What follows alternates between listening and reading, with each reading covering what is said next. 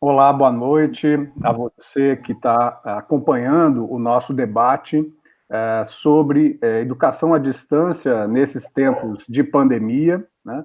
Eu sou o professor Wagner Romão, sou professor de Ciência Política no Instituto de Filosofia e Ciências Humanas aqui da Unicamp e sou presidente da Unicamp, da Associação de Docentes da Unicamp.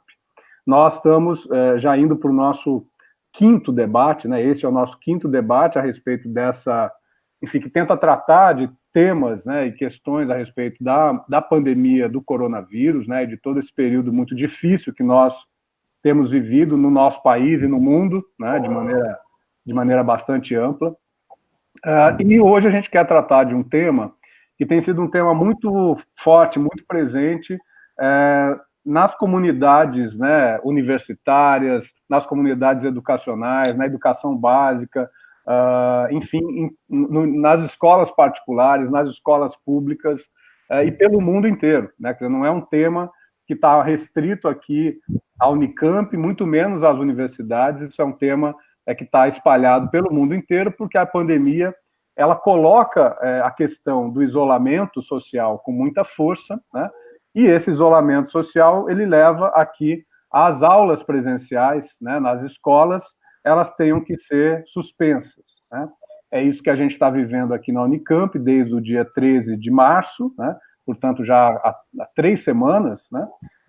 Que nós estamos vivendo isso, e pelo Brasil todo nós temos essas experiências desde a pré-escola, né, até as universidades, a pós-graduação.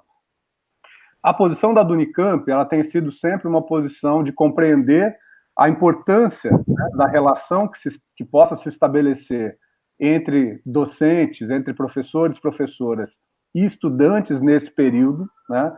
É importante que a gente possa manter essa relação, ou seja, uma relação que não se dará presencialmente, mas ela é desejável que ela se dê por esses meios digitais, mas a gente também tem sempre a preocupação, temos pautado a nossa atuação pela preocupação de que essa situação não gere obrigatoriedades, né, no trato escolar, no calendário escolar, né, na vivência das pessoas com as suas disciplinas, e que essa obrigatoriedade não aprofunde desigualdades que a gente pode chamar de desigualdades digitais, mas a gente sabe que as desigualdades digitais elas têm um fundamento, né, ela tem um fundamento de renda, ela tem um fundamento de classe, ela tem um fundamento racial, ela tem até o fundamento de gênero, né? Então, nós temos que tentar lidar com essa situação de maneira que a gente não promova essas desigualdades, né? E, por fim, a gente entende também que tudo que está sendo tratado a respeito disso, todas as decisões tomadas a respeito disso, né, desse tema, elas têm que se dar no ambiente o mais democrático possível, se respeitando os órgãos colegiados das universidades, né, se respeitando as representações sindicais, né, quando a gente está tratando, enfim, de todos os níveis de educação, porque, nesse momento, o menos que nós precisamos é de posições mais intransigentes a respeito das medidas a serem tomadas, né? A gente acredita muito que é o professor, a professora, o estudante, na ponta dessa relação, tem muito a dizer, né, a respeito de como ela deve se dar nesse período, né? Então, para avançar nessa discussão, para amadurecer um pouco mais esse tema que nós estamos tratando aqui, e que é um tema que vai permanecer também após a pandemia, né, após esse processo, a gente sabe que muita coisa vai mudar, né, muita coisa vai ser diferente, a gente sabe que essa relação nós estamos estabelecendo aqui, mediada pelo digital, pelo computador, pela internet, ela também vai mudar de patamar, né? Para isso que a gente convidou essas 3 pessoas aqui, a Heloísa Lins, nossa colega aqui da Faculdade de Educação da Unicamp, lá do Departamento de Psicologia Educacional aqui da Faculdade de Educação, nossa colega. Obrigado, Heloísa, pela tua presença. Eu que agradeço. Convidamos o professor Salomão Ximenes também, O professor Salomão é professor adjunto dos bacharelados de Políticas Públicas e de Ciências e Humanidades e do Programa de Pós-Graduação em Políticas Públicas da Universidade Federal do ABC, né? E compõe o grupo de pesquisa Direito à Educação, Políticas Educacionais e Escola, né? Então, vai trazer essa dimensão, né, em torno da sua atuação na universidade. E a gente convidou também a Solange Pozuto, que é nossa colega docente do Anhanguera Educacional e também é docente da rede básica, tanto da rede municipal como da rede estadual aqui de Campinas. E, além disso, de todas essas atividades, a Solange ainda é presidente do Fórum Municipal de Educação aqui de Campinas e coordenadora da APOESP, da seção aqui de Campinas da APOESP. Então, agradeço também a presença do Salomão e da Solange. Acho que a gente vai ter um debate muito plural, em que a gente vai poder lidar com essa questão de uma maneira bem ampla, e, ao mesmo tempo, aprofundar em alguns temas que eu tenho certeza que você que está nos acompanhando, é só colocar a tua pergunta aí nos comentários do Facebook, e eu vou tentar aqui encaminhar essas perguntas na segunda parte do nosso debate. Então, sem mais delongas, Heloísa, passo a palavra a você. Você tem aí no máximo 15 minutos para poder colocar suas ideias sobre esse tema. Obrigado. Boa noite a todos, a todas. Eu quero agradecer mais uma vez ao convite generoso de interlocução do Wagner, da Unicamp, através da diretoria da Faculdade de Educação, e me colocar, né, na possibilidade de contribuição nesse debate que é tão complexo, tão pantanoso, sobre a educação à distância nesses tempos de isolamento, e tudo que evoca, né, de problemas, para que a gente possa, além de manter as nossas existências, continuar pensando em modos de colaboração a partir da educação, de intervenção social, que é nosso papel fundamental como universidade, como escola, e como é que abrir mão disso também pode nos trazer consequências desastrosas, pensando no Brasil nessa situação atual. Bom, Wagner, eu vou pedir para você controlar meu tempo, tá? Eu vou desdobrando essa conversa durante as intervenções dos participantes, das pessoas que nos acompanham agora, e dizer para vocês, em princípio, que eu concordo integralmente com as ponderações do Wagner, né? É esse o lugar inóspito que nós agora habitamos, né? E não gostaríamos de estar. Discutir educação à distância, em princípio, numa situação normal de temperatura e pressão, seria escandaloso nesses modelos, né?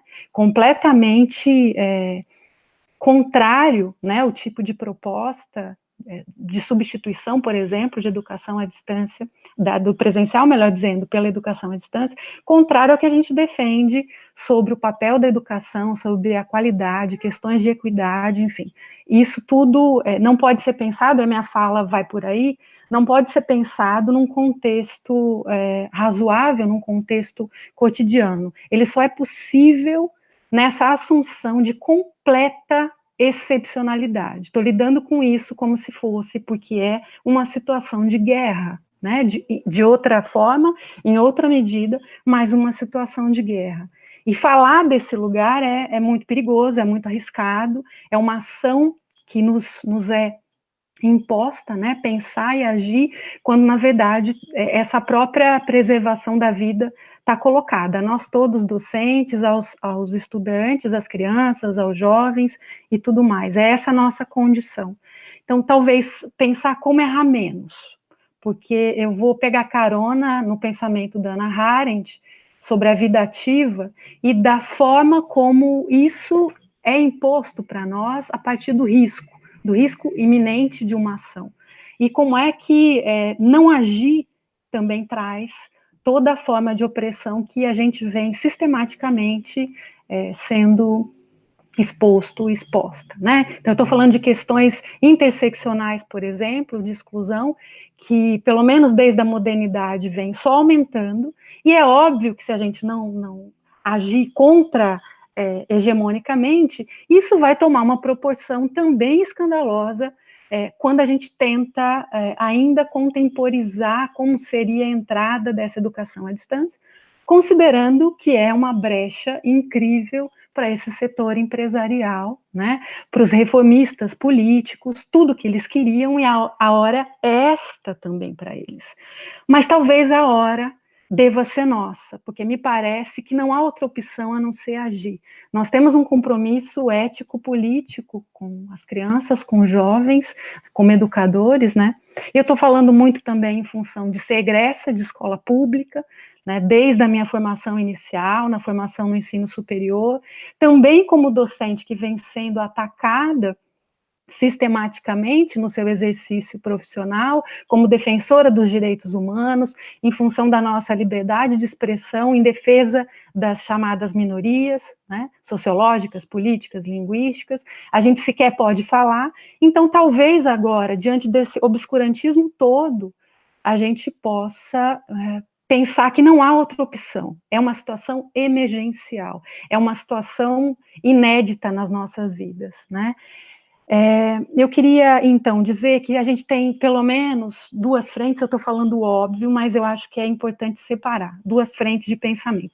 Uma é como é que esse governo federal, e não só, né, nosso governo estadual também, em nível municipal a gente tem ouvido sistematicamente reclamações nessa direção da verticalização do poder, da forma opressora como vemos acontecer essa tratativa educacional, não é? Viramos inimigos públicos, inclusive, eu acho que não falo nenhuma novidade.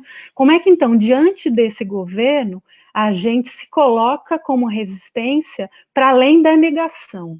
Porque o modelo é absurdo, né? Em princípio, pensando na MP 934, por exemplo, em outras normativas, a ideia seria negar, né, como as nossas entidades têm feito, sindicatos, enfim, instituições que nos representam como categoria, porque de fato isso vem como uma bomba, né? Vem para ajudar nesse processo de precarização. Então, assumir que isso é alguma coisa para a gente pensar o tempo todo no tipo de ação que a gente precisa inventar. É um momento de inventividade, do meu ponto de vista, ou então nós temos sérios riscos de morrermos na praia, e eu espero que seja só no sentido literal.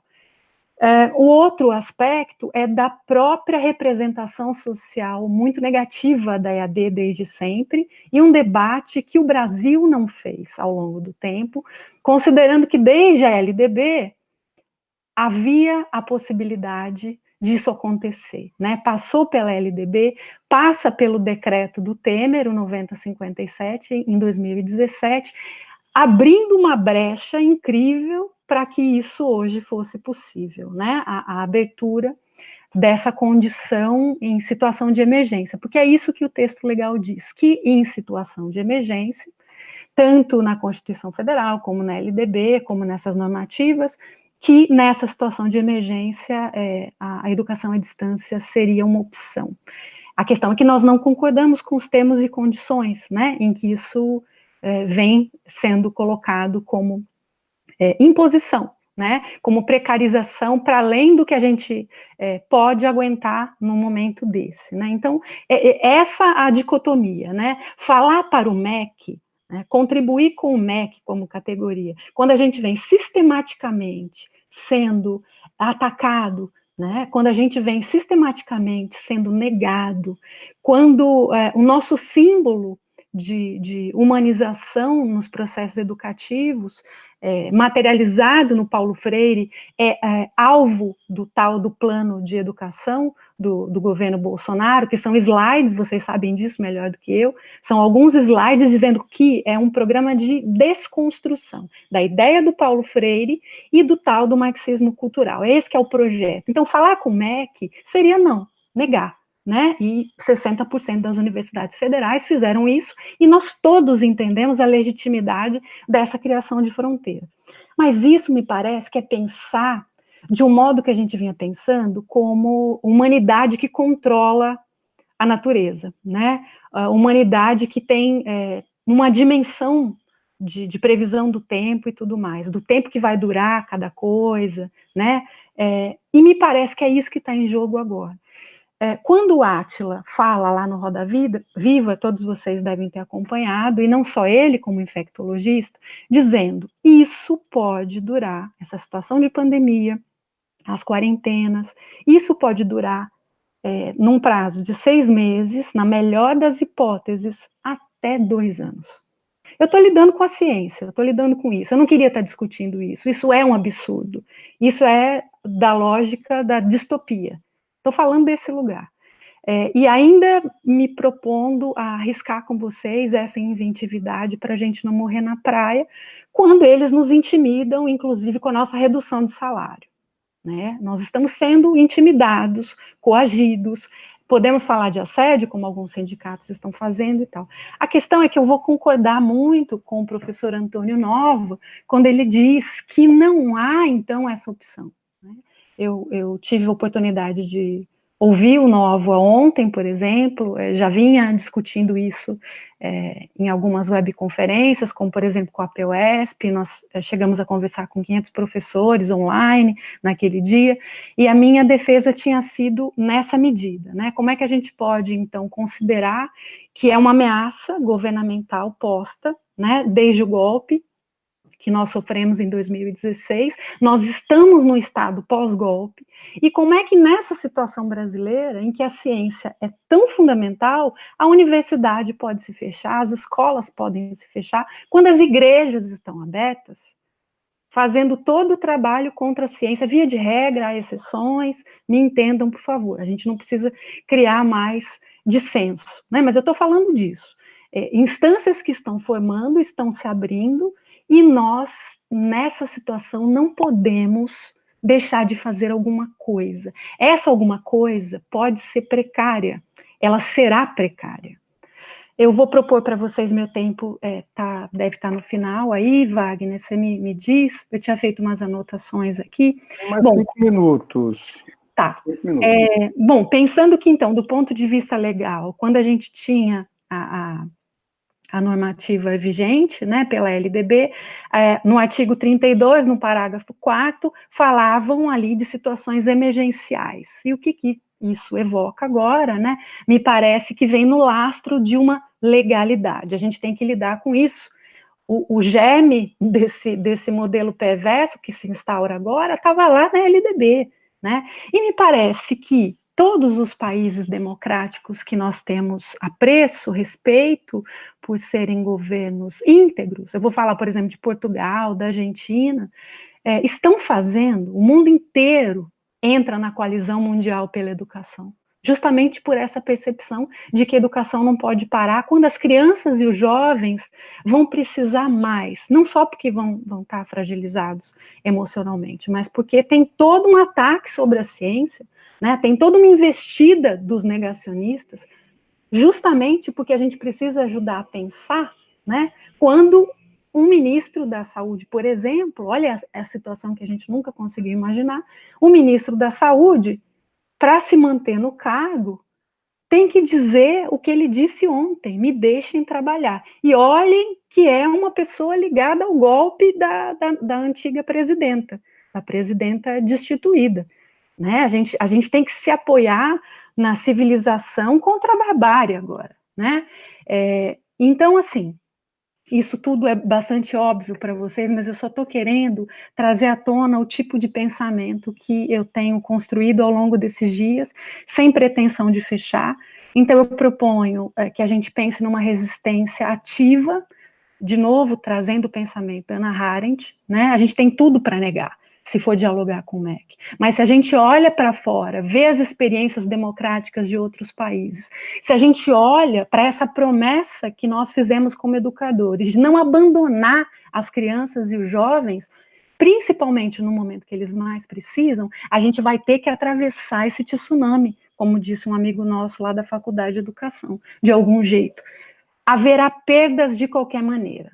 Né, as universidades federais, se mantiverem essa posição, certamente arriscam, né, e a gente não tira a legitimidade dessa escolha, em nenhum momento eu estou fazendo esse juízo de valor, a gente sabe o que precisa escolher, né, em função das nossas comunidades, e se nós formos pensar numa resistência ativa, como eu estou chamando aqui, nós vamos precisar considerar que, se não for assim, por exemplo, se a gente só negar, a gente vai excluir os estudantes que precisam, que mais precisam. Por exemplo, um semestre suspenso na vida de um estudante de classe média alta, tem gente até que vai fazer mochilão, né? Mas eu, por exemplo, tenho as minhas memórias de que isso seria impossível na minha trajetória, porque eu sequer tinha dinheiro para comprar livro.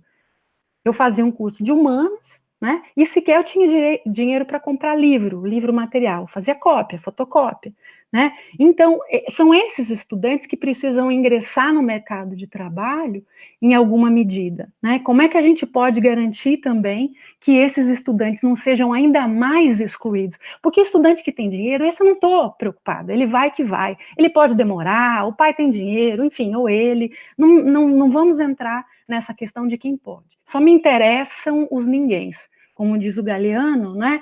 Os mal pagos.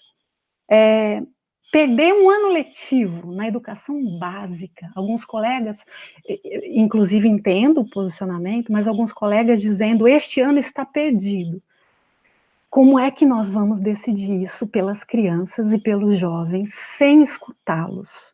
O que significa jovens pobres, porque as escolas particulares estão numa loucura, fazendo atividades das 7 da manhã às 13 horas, uma orientanda estava me contando ontem, enlouquecidos com a produtividade, com a eficácia, com o vestibular que vem vindo. E a gente não quer esse modelo. A gente não vai concorrer com essa insanidade.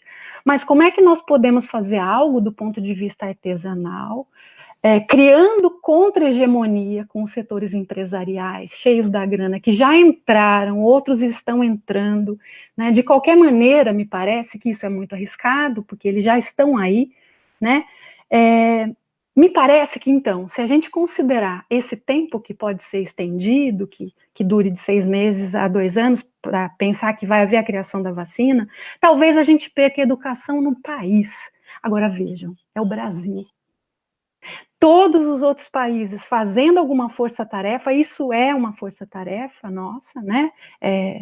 E a gente vai perder essa. Eu não sei onde a gente vai parar. A gente tem um presidente, né, desse quilate, e para onde a gente vai se a gente suspender as nossas intervenções?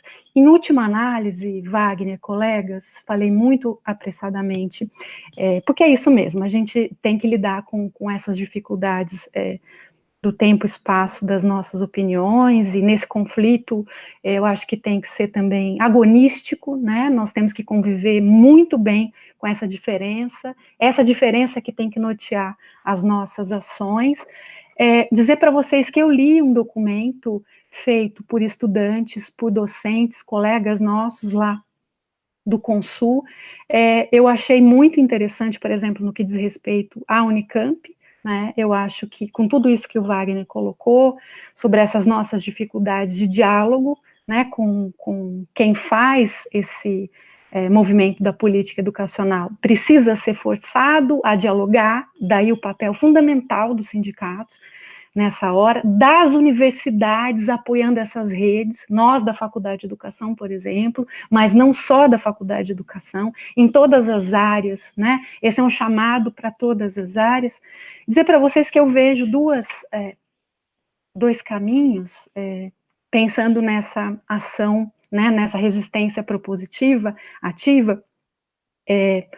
Nós precisamos flexibilizar todos os currículos, não é momento de seguir currículo da forma como a gente estava pensando. No que diz respeito à educação básica, as bases curriculares nacionais, as avaliações externas, nem pensar, manutenção do Enem, nem pensar, SMP, a gente precisa produzir resistência, sem dúvida, mas com essa preocupação que eu falei para vocês. Simplesmente jogar o ano letivo para 2021 dá certo se o tempo for curto. Se o nosso tempo for estendido, a gente vai ter que enfrentar essa situação daqui a pouco.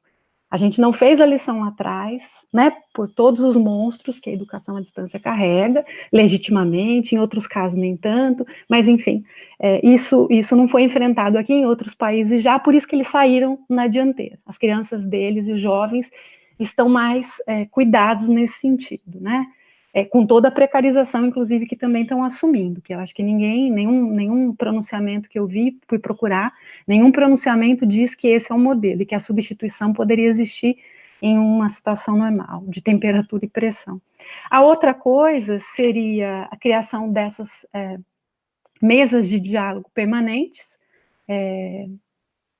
e eu acho que no que diz respeito à universidade, mas não só a universidade, talvez a gente pudesse pensar em criar uma comissão de avaliação de impactos. Então, assim, dá para fazer alguma coisa agora, haverá perdas na qualidade, na questão do acesso, considerando que não dá para haver avaliação nesse período, nenhum estudante pode ser prejudicado, nenhum professor pode ser prejudicado, tem que haver diálogo sistemático para que isso aconteça, daí a importância, por exemplo, desse documento que os docentes e os discentes produziram, e de repente, nessa comissão de avaliação, a gente possa, quando voltar ao modelo presencial, que a gente possa sonhar com ele, né? Eu não consigo imaginar que a gente tenha controle sobre isso agora, não consigo imaginar que a GR, quando fala da nossa reitoria, se não me engano é a 35 agora a que eu me refiro, quando ela diz que o semestre está prorrogado até 31/8, ou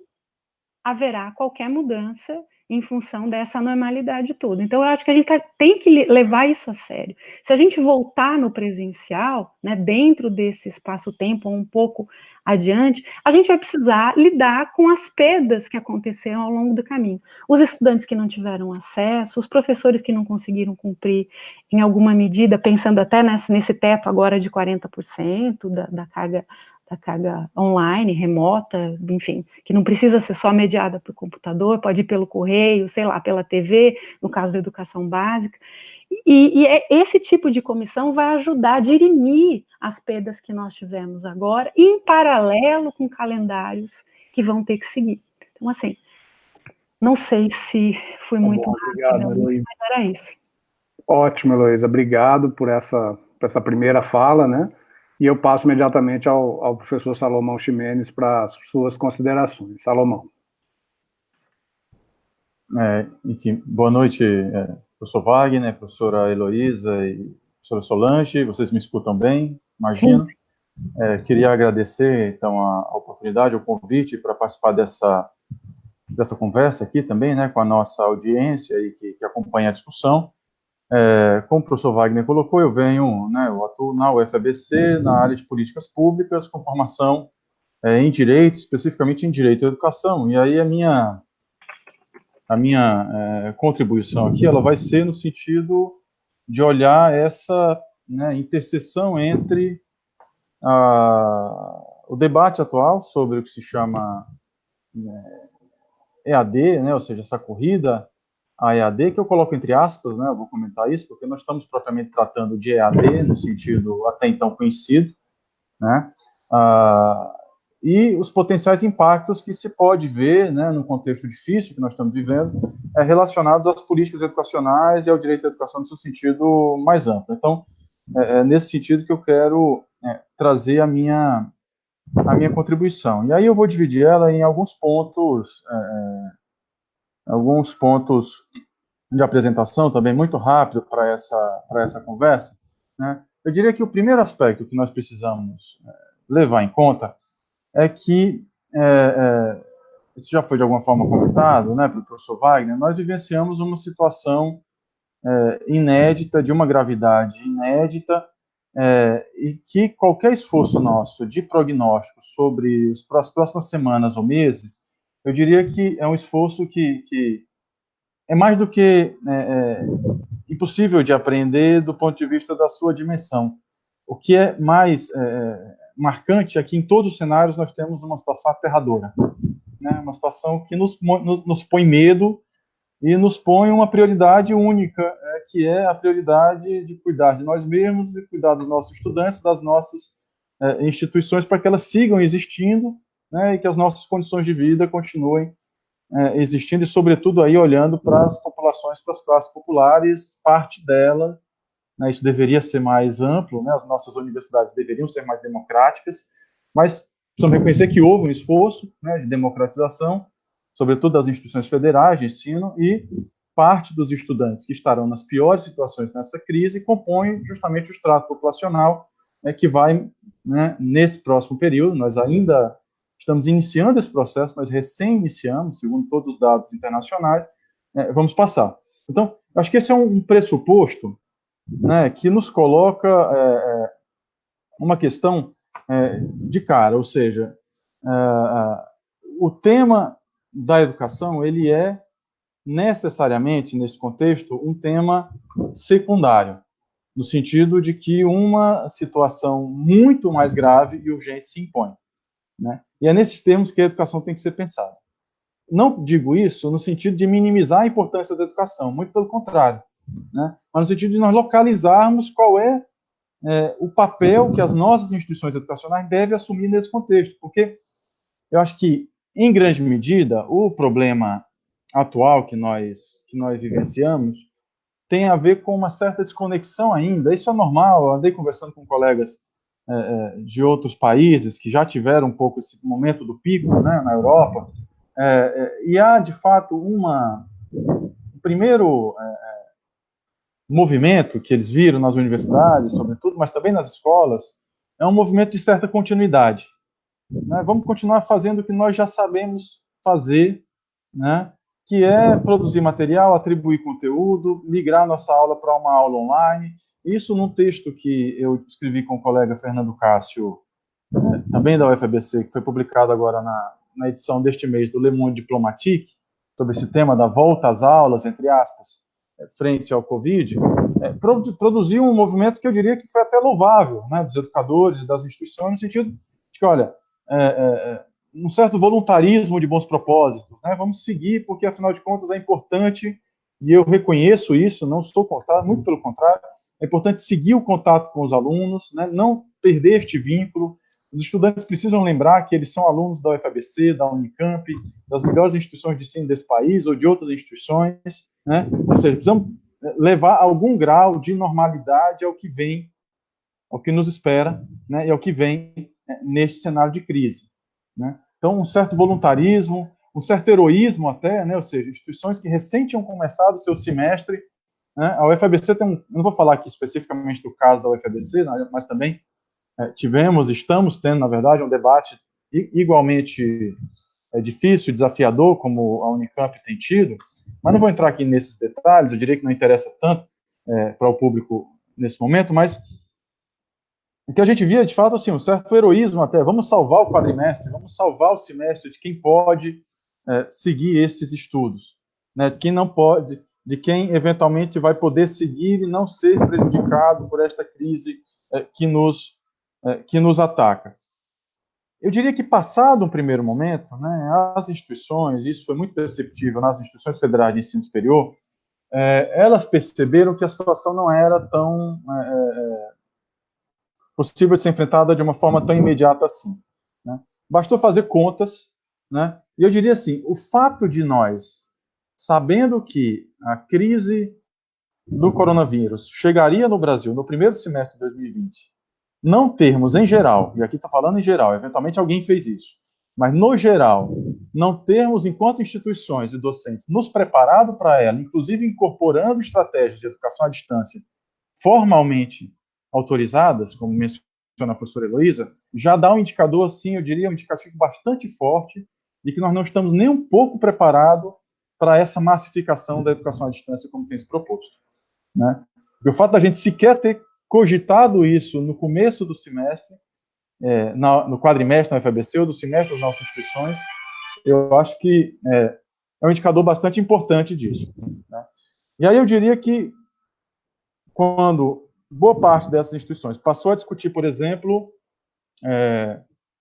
olhando para a composição social, étnica social dos seus estudantes, né, percebeu que qualquer tentativa de continuidade via mecanismos remotos levaria necessariamente a uma reprodução de desigualdades inaceitáveis pela própria desigualdade no acesso a esses instrumentos, né? Os dados são bastante assustadores. A gente é acostumado a ver que todos os alunos estão com celular, ou todas as pessoas têm celular, mais ou menos, né? Mas os dados agora que a gente coletou, né, ou seja, dão conta de que na classe C, 61% das pessoas só tem como fonte de acesso à internet o celular. Na classe D e E, isso é 85%. Sendo que na classe D e E, a imensa maioria tem planos de dados limitados pré-pagos. Ou seja, isso já nos coloca um desafio que eu diria que, pelo menos nesse momento imediato, né, ou seja, de transposição imediata da aula presencial para qualquer coisa parecida com uma educação à distância, que não é educação à distância, mas é um improviso, um arremedo de educação à distância, fica factualmente impossibilitado, né, para boa parte dos nossos estudantes, se nós considerarmos que fizemos a nossa tarefa, e as instituições de ensino federal fizeram uma parte disso, os institutos federais, os IFES, fizeram mais até, que foi colocar para dentro das nossas instituições as classes populares. Né? Então, do ponto de vista, e aí dialogando com o que a professora Heloísa traz, né, ou seja, do ponto de vista de direito à educação, né, de direito humano à educação, se é disso que nós estamos falando, é inadmissível qualquer posição que reconheça perdas quando estas perdas afetam aquelas populações menos favorecidas. Né? Ou seja, a gente pode até pensar em perdas, mas se numa determinada política pública, que é do que nós estamos falando, estas perdas forem preferencialmente, previsivelmente, né, por todos os dados e indicadores que nós já temos em mão, recaírem sobre a população mais pobre, a população negra, a população favelada, esta política pública ela está inviabilizada do ponto de vista dos seus pressupostos normativos.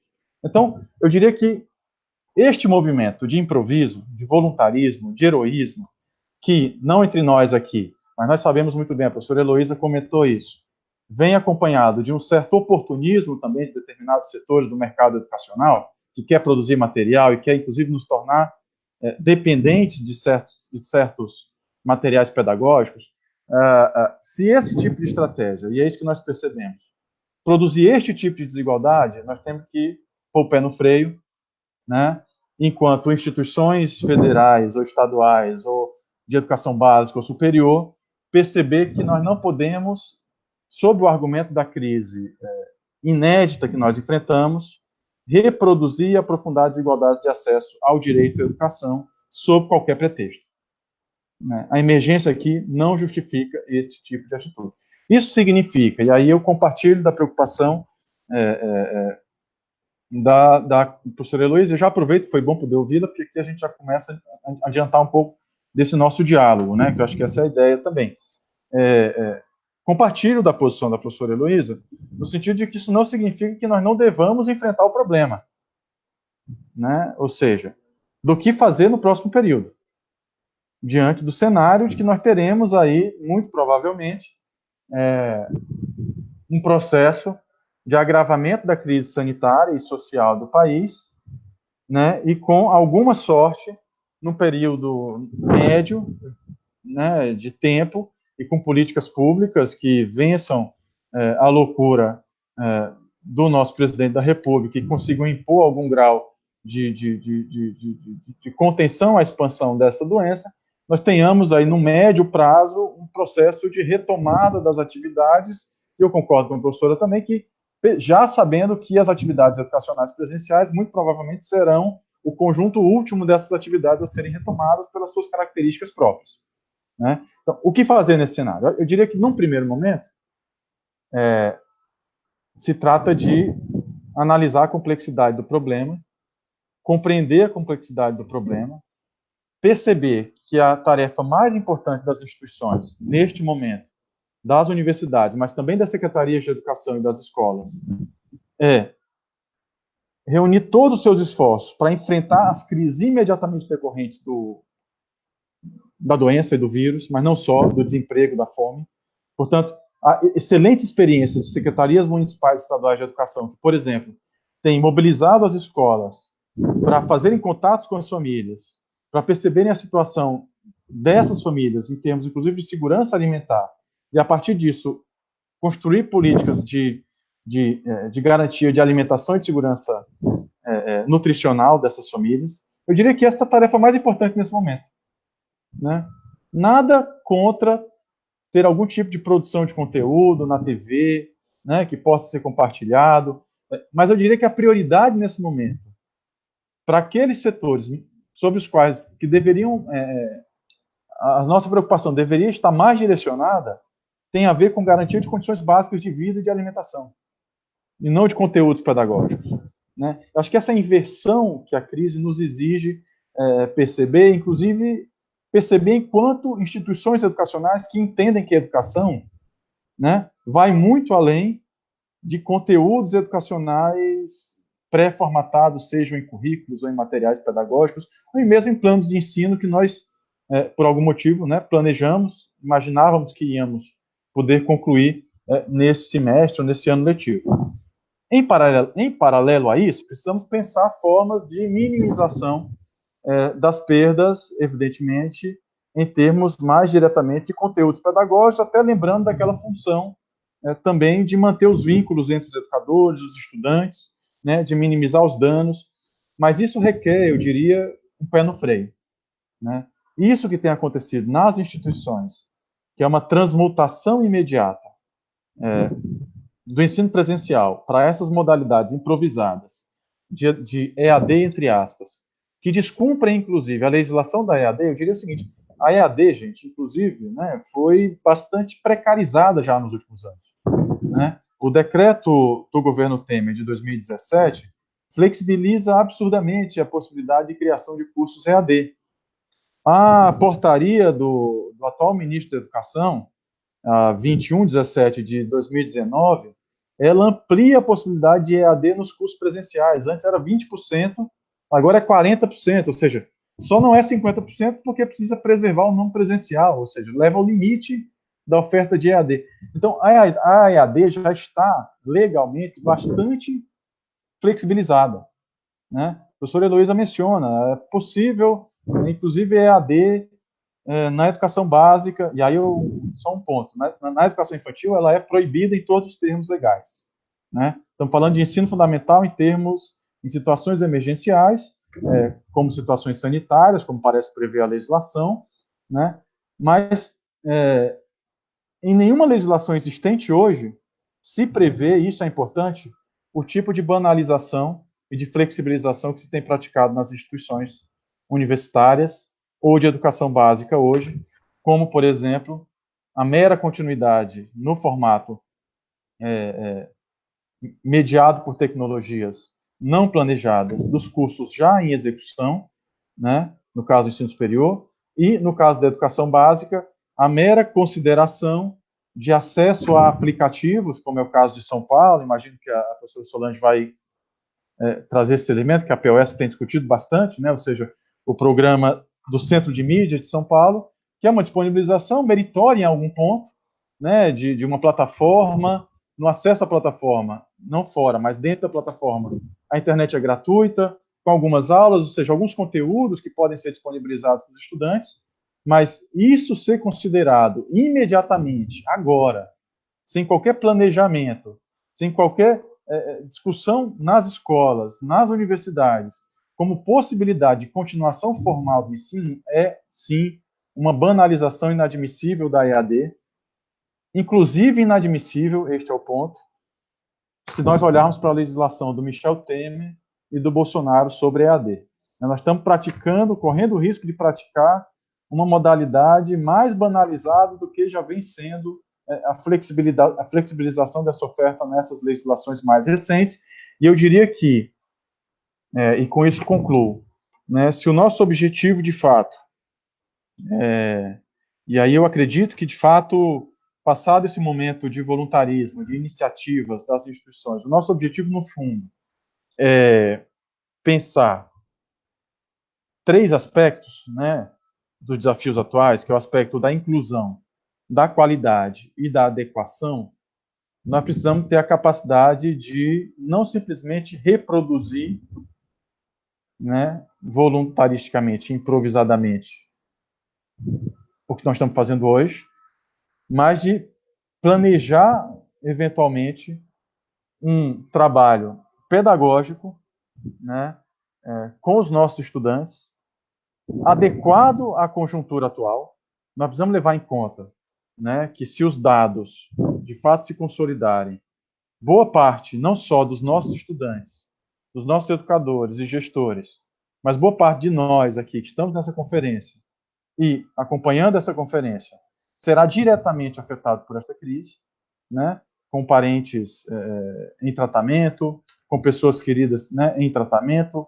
Então, isso certamente vai abalar o nosso cotidiano de uma forma que a gente não consegue sequer descrever e imaginar nesse momento. Então, qualquer tipo de iniciativa de oferta pedagógica nesse momento tem que levar em conta este fato, né, este fato que é muito significativo, tem que levar em conta o aspecto da qualidade desta oferta, não vou entrar muito nesse detalhe aqui, mas tem que levar em conta, sobretudo, o aspecto da inclusão.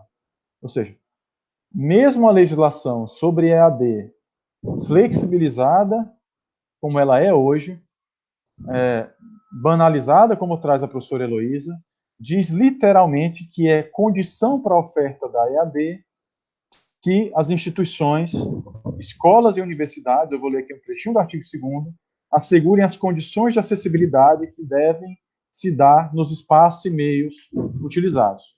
Portanto, se nós temos certeza que estudantes não terão acesso a esta oferta, porque nós não fomos capazes, enquanto instituições, enquanto políticas públicas, enquanto Estado, de assegurar essas condições de acessibilidade, o primeiro passo que nós temos que tomar é adotar as medidas para reparar e assegurar esta acessibilidade, né? Com base nestas medidas, se pensar qualquer proposta de desenvolvimento pedagógico.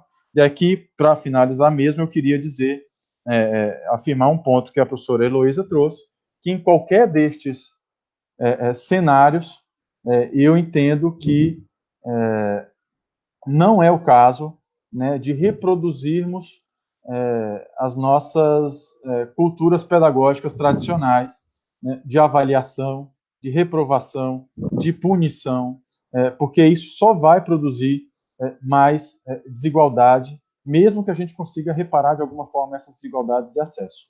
Então, com isso, enfim, eu encerro. Eu diria que os desafios são enormes.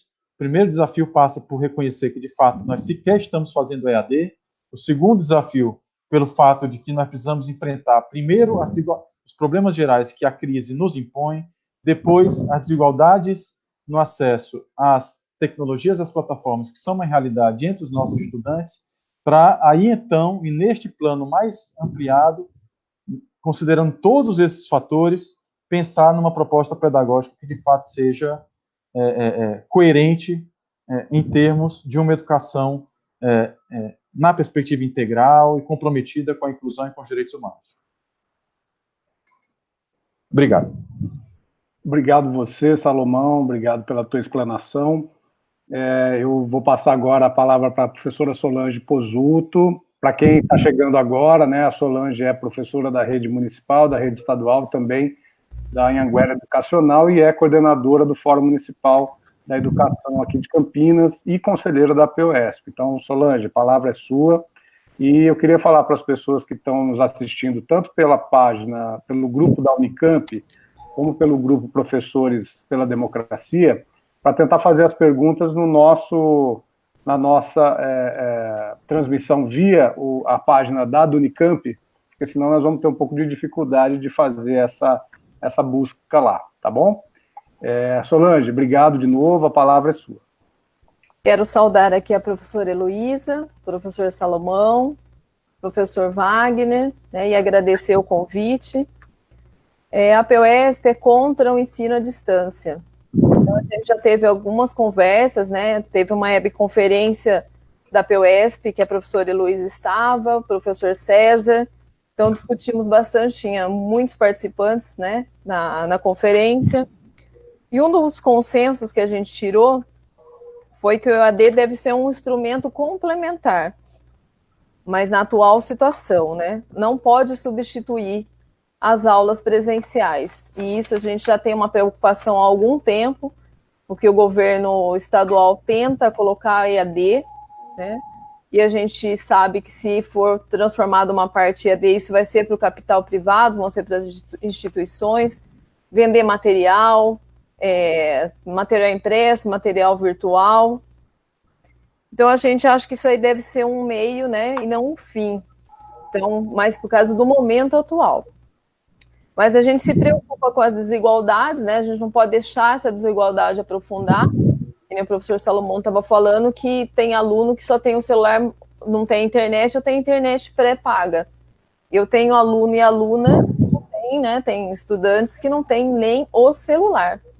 Assim, tanto na rede municipal como na rede estadual, a gente tem vários que não têm nem o celular. Então, às vezes, a gente quer trabalhar alguma coisa com o celular, eles têm que trabalhar em grupo, porque são vários que não têm o celular. Então, a gente se preocupa com isso. A gente acredita que, né, não pode substituir essa relação dialógica que tem com o professor, né, e a professora com o estudante, a estudante, que esse é um elemento importante no processo de ensino-aprendizagem. E a gente sabe das necessidades atuais, né, que essas famílias estão passando, que esses estudantes estão passando. Então, às vezes, tem o pai e a mãe que estão trabalhando, então eles estão ficando sozinhos.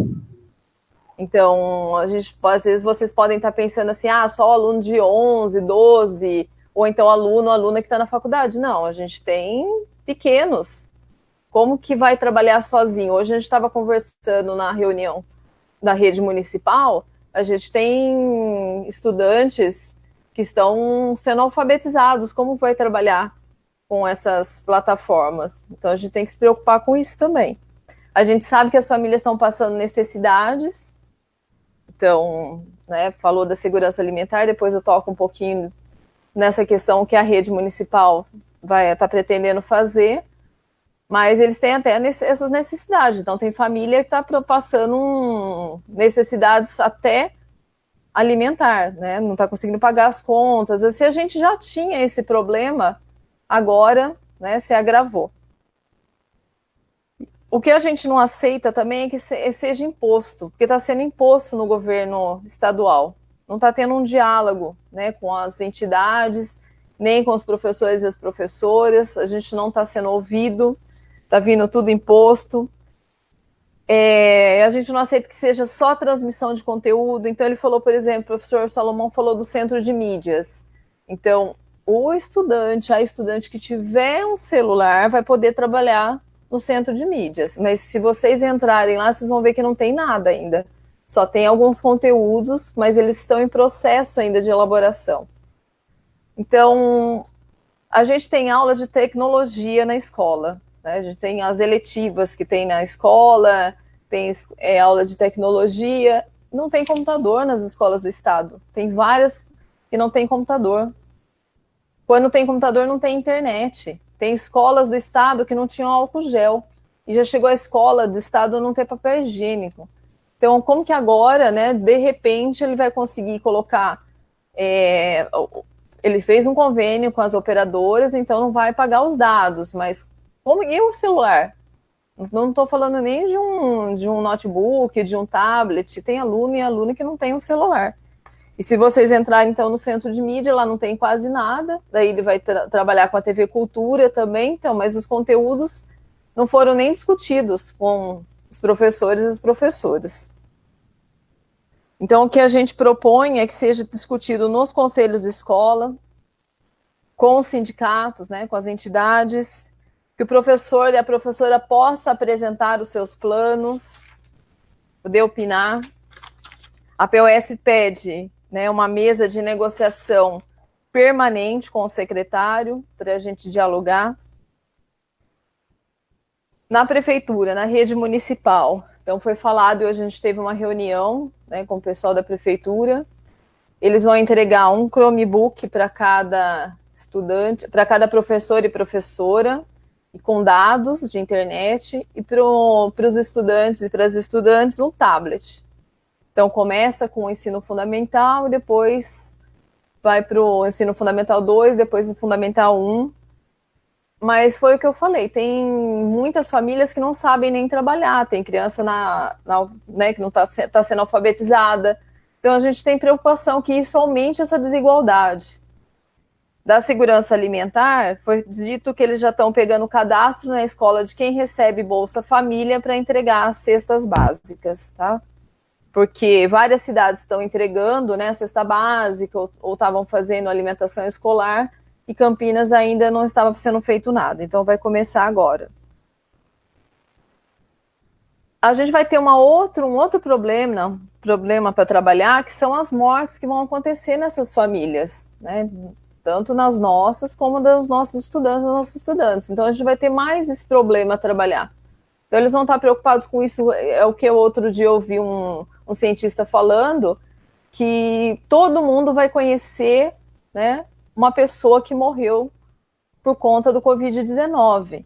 Então, eu vi hoje, por exemplo, na reunião com as professoras e com os professores, gente preocupado com avaliação, com conteúdo, com aprovação, com quantidade de conteúdo a colocar na plataforma, como que a gente vai controlar se as crianças fizeram ou não. Então, assim, eu acho que não é essa preocupação. O que a gente defende na PUESP, apesar que a gente ainda vai ter reunião com os representantes de escola, com os conselheiros, mas a gente já está fazendo uma discussão. O que a gente discute, assim, que a gente tem que ter alguma coisa para se aproximar dessas famílias, desses estudantes, né, dessas estudantes, em algum material, porque as famílias também procuram a gente.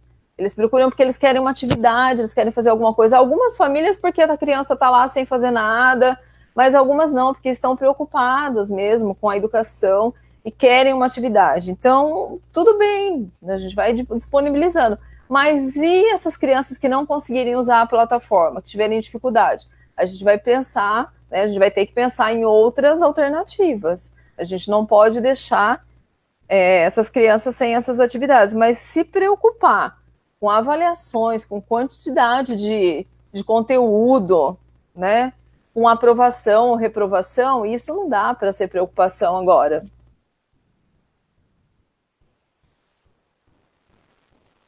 Foninho cai, aprenderam também a usar a tecnologia, né? Então a gente vai ter que pensar, eu acho que a gente tem que debater muito isso, ver como que a gente vai trabalhar, né, com essas atividades. A gente não pode só pensar nessa maneira virtual, a gente vai ter que pensar numa outra maneira. E quando a gente voltar agora, né, até o meio do ano, no final do ano, esses alunos não vão ser prejudicados, a gente não vai poder pensar de aprovação, reprovação, né?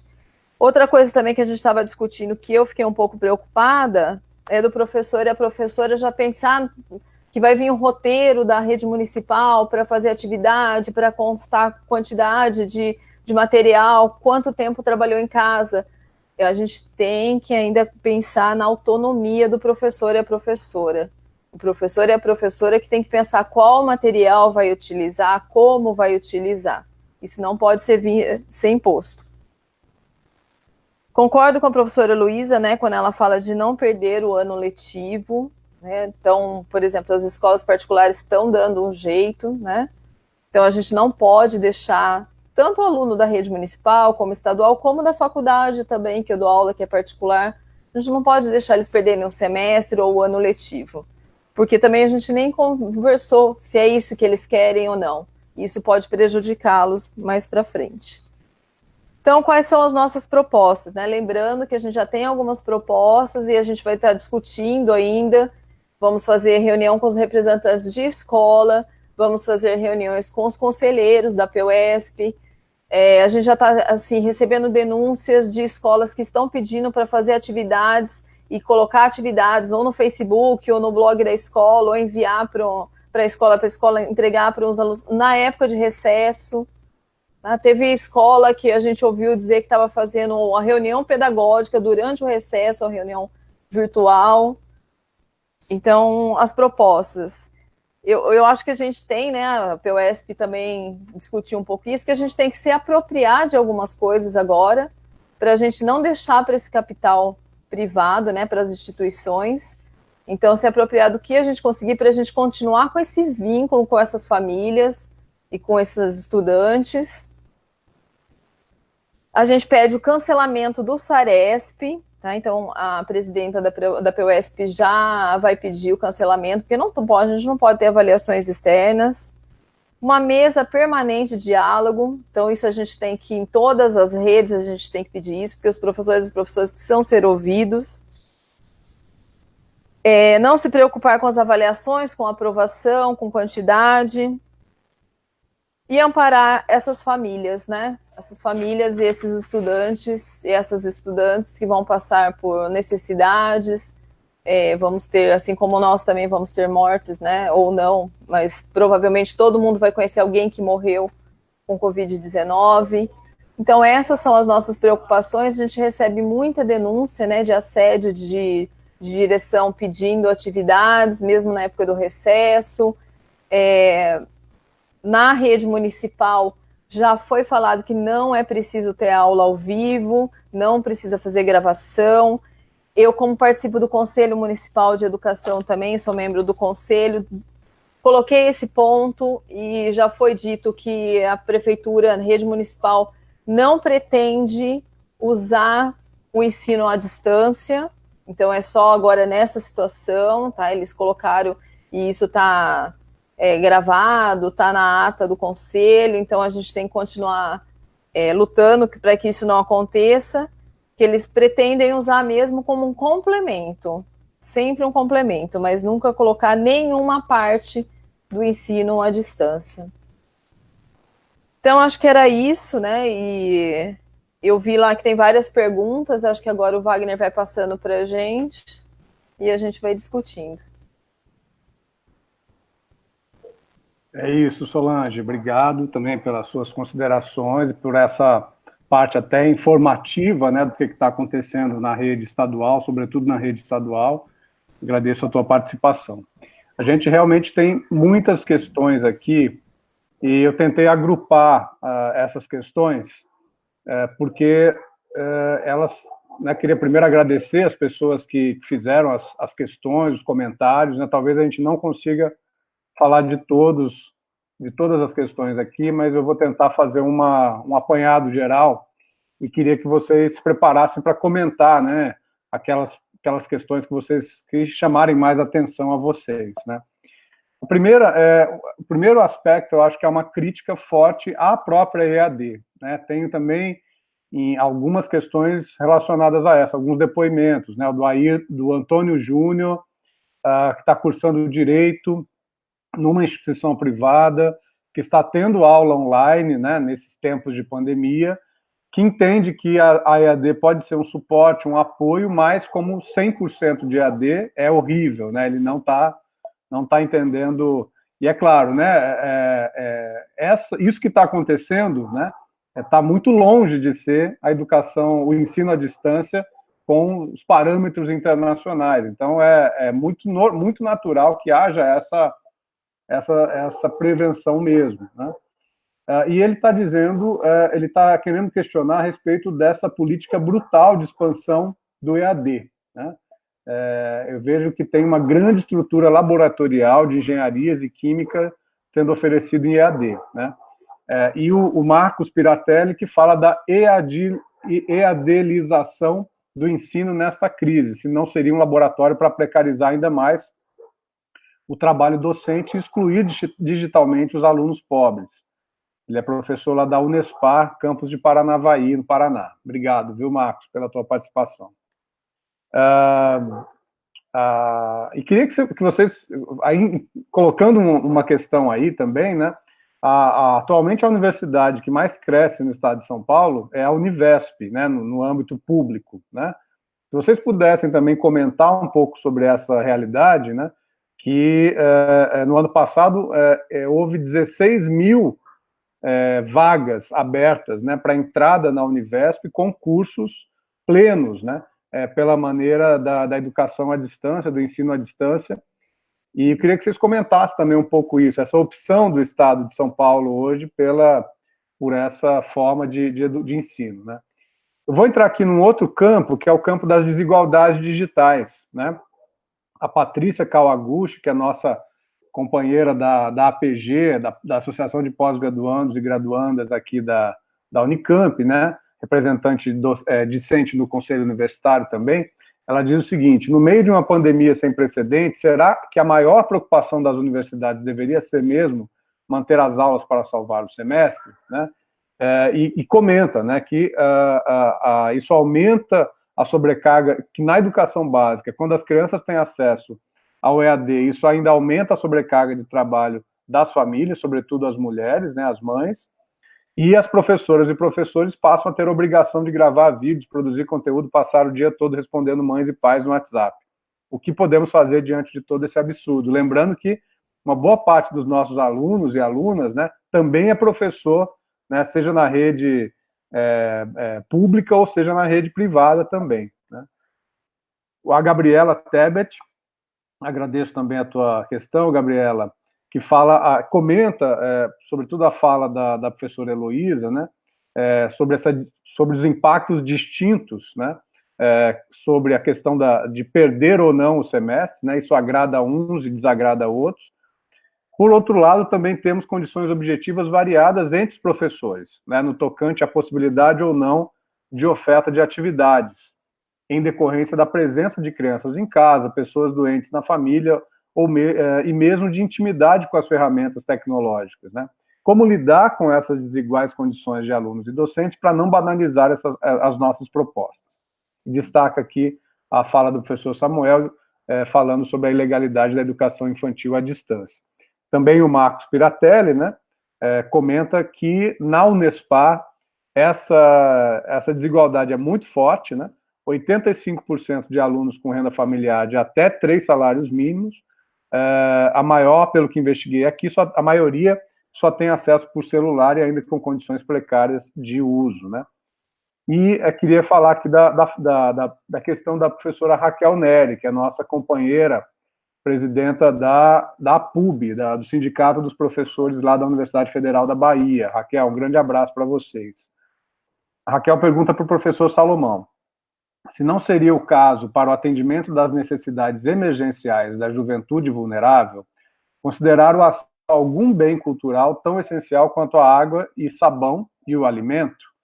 Não está falando de educação formal, né, e seu indesejado correlato, a EAD, mas de fruição de cultura. Né. Nenê Geolás, né, pergunta a respeito dos países como a Itália, a China e a França, né, como estão lidando com a EAD nesse contexto também de pandemia. Né.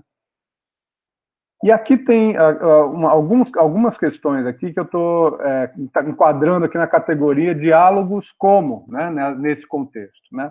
E eles dizem respeito tanto à dificuldade de se lidar com as autoridades que estão, enfim, definindo os termos dessa prática, né, nesse momento de quarentena, mas também da própria dificuldade de se chegar, né, aos estudantes, né, e às estudantes, porque tem uma coisa muito interessante, que é o fato de que, para muitos colegas nossos docentes, né, a experiência essa experiência tem sido reveladora, né, de práticas que eles não tinham tido experiência ainda, mas é muito difícil a gente escutar a fala dos estudantes, sobretudo, né, e inclusive porque muitos deles sequer têm acesso a esses conteúdos, pela própria dificuldade, né.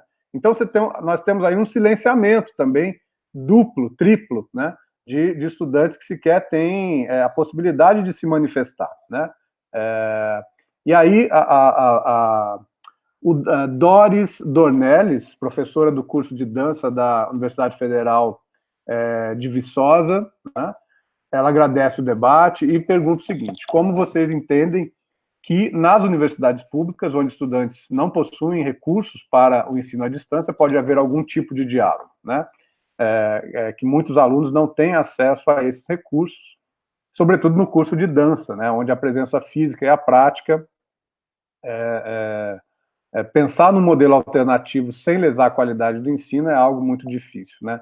O Jailton, que também é nosso companheiro lá de Diadema, da APOESP, lá de Diadema, diz o seguinte: como organizar os tempos e espaços pedagógicos e educacionais em momento de pandemia, né? A educação é mais ampla do que propõe o conteudismo do Estado. Como vencer essa barreira se não há diálogo por parte do governo, né? E também completa, não seria agora o momento de disputar o Estado que queremos e buscar o que necessitamos, fazer a disputa política? Né? Acho que essa é uma questão importante para o nosso debate. A Elisama Miller comenta, né, a respeito dessa questão do foco nos setores das políticas públicas, né, que é o que a gente está presenciando também na área da saúde, em outras áreas, né, nas áreas do debate da cultura, no debate sobre saneamento básico, tratamento do resíduo sólido, né? A gente vê que a pandemia ela coloca outros desafios, né? E a Elisama comenta isso também no caso da assistência social, né? A Patrícia, novamente, né, comenta a respeito do Conselho Universitário da Unicamp, né, que vem desrespeitando a representação tanto discente como docente, fazendo afirmações absurdas sobre as motivações de quem levanta ponderações sobre as atividades à distância. Eu acho que essa prática do diálogo, ela realmente precisa ser valorizada nesse momento, né, e muitas vezes não é isso que a gente está percebendo. Combater o assédio. O Gabriel Barros faz uma pergunta importante aqui, né? Eu acho que também diz respeito ao papel do sindicato, dos conselhos das escolas, dos colegiados. E ele diz o seguinte: quais caminhos para combater os assédios que as instituições e gestões estão implementando contra os profissionais e como migrar dessa situação para o diálogo? Uma vez, por exemplo, que na SEDUC, né, Secretaria de Educação, né, aqui de Campinas, as coisas estão vindo de forma verticalizada. Né? A Adriana Zanini e a Viviane Borges chamam a atenção aqui a respeito de um seminário que haverá amanhã no Conselho Nacional de Educação, com Todos pela Educação e Banco Mundial, que discutirá a normatização da EAD. Né? Queria que vocês comentassem a respeito dessas possíveis expectativas para essa normatização, sobretudo nesse momento, né? E, por fim, a Ivanete Tonoli da Silva discute um pouco essa questão do calendário, né? E do que deve ou não, de como a gente deve ou não manter, digamos, o calendário que estava previsto antes dessa situação, né? E ela chama atenção a respeito do Enem, especificamente, né? Diz o seguinte: vocês creem que o Enem, assim como outros processos seletivos, ponderará em algum aspecto os efeitos da pandemia no comprometimento do processo ensino-aprendizagem? Não é utópico dizer que os calendários acadêmicos já sofreram um significativo impacto negativo em desfavores? Imagino que ela esteja querendo falar das pessoas menos favorecidas, né? Então, são essas questões, provavelmente deve ter mais alguma aqui, mas eu vou pegar a última aqui, do Silvio. Como criar uma rede solidária com os excluídos digitais? Creio que estamos lidando com um público de extrema pobreza. O fato de não ter um celular é talvez o menor dos problemas, né? E assim, para finalizar, queria também fazer uma questão. O que vocês pensam a respeito dos próximos momentos, né? Assim, uma perspectiva de um futuro próximo, né? Porque se, por um lado, a gente concorda, né, também concordo que a educação à distância, seja na educação básica, seja mesmo nos cursos de graduação, né, ela deve ser, sobretudo nos cursos de graduação, ela deve ser feita com doses muito homeopáticas, né, justamente na possibilidade de complementação do ensino presencial, né, mas absolutamente preservando o espaço da sala de aula, a interação olho no olho, né, face a face de professores e estudantes, a gente entender que a escola ela é um lugar de sociabilidade fundamental para a formação das pessoas, né, para os seus processos de formação enquanto cidadãos e cidadãs, né, além de profissionais. Então, acho que, por um lado, valorizar isso, mas, por outro lado, também entender que toda essa experiência que nós estamos passando, né, ela necessariamente ela vai trazer uma mudança na relação que nós temos tido, né, sobretudo professores e professoras e estudantes que não tinham tido ainda essa relação com o ensino à distância, né. Eu queria um pouco que vocês refletissem a respeito disso, né, e acho que se essa agenda também não pode fortalecer, se esse momento não pode fortalecer agendas mais positivas e mais democráticas no sentido da ampliação do acesso dos jovens, né? Acho que no sentido que a Raquel está colocando, né, ao digital, né? Porque nós continuamos tendo, né, uma situação em que nós temos grandes monopólios, né, do acesso à banda larga nesse país, né, da própria obtenção de equipamentos, né, que possam fazer essa mediação digital de conteúdo e de pessoas, né? E acho que essa agenda é fundamental, né? Essa agenda é uma agenda que nós temos que encarar muito de frente, trazendo esse aspecto de democratização, né, da própria utilização do digital como um meio de comunicação entre as pessoas, né? É isso, gente. Eu queria agora é com vocês, né? Tem muitas perguntas e muitos comentários aí. Eu acho que vocês podem fazer os seus comentários, podem fazer com um tempo, né, de pelo menos aí uns 15 minutos cada um e cada uma, né? E podem fazer também, depois no finalzinho eu faço ainda, eu chamo vocês para as suas falas finais, tá bom? E a gente começa com quem? Podemos começar pela mesma ordem que nós estávamos. Heloísa, pode ser você? Então tá bom. Heloísa, por favor. Pode. Estou liberando meu áudio, vocês me ouvem bem? Sim? Sim. Ok. Bom, vou tentar fazer um apanhado. É óbvio que eu vou deixar alguma coisa de fora aqui, mas é o que mais me salta aos olhos e a forma como isso também me impacta, né? E, evidentemente, da forma como eu posso me atrever a contribuir num cenário tão incerto, né? Com tantas perguntas. Enfim, eu disse para uma equipe que está me ajudando a pensar, são professoras da rede pública, alguns orientandos da Faculdade de Educação, enfim, amigos de interlocução fora do país também, né, assim como foi comentado pelo Salomão, a gente tem que buscar olhar para fora do umbigo e conversar com as bases ao mesmo tempo, que parece que a gente está naquele filme do Woody Allen, né, o Dirigindo no Escuro. Também me ocorre muito o filme com a Sandra Bullock, né, o Bird Box, enfim, é nesse cenário que a gente se atreve a falar e a pensar, então levem isso em consideração. Eu queria colocar 2 erros que o professor Antônio Nova mencionou ontem, com os quais eu concordo. O primeiro é melhor não fazer nada. O segundo erro, tudo vai se transformar em EAD, né? Agora. Essa é uma luta que vai se colocar daqui a pouco, né? Talvez a curto ou médio prazo. Mas esse é um erro que eu acho que confunde as agendas. Se a gente pensar que esse é o momento de enfrentamento das prioridades, né? O que seria prioridade mesmo? E que, pensando nessas prioridades, já dialoga um pouco com o que o Salomão colocou antes, e isso apareceu em algumas colocações de quem nos ajuda a pensar aqui, a educação como uma experiência para além do manter-se vivo, né, mas que ajuda a manter-se vivo.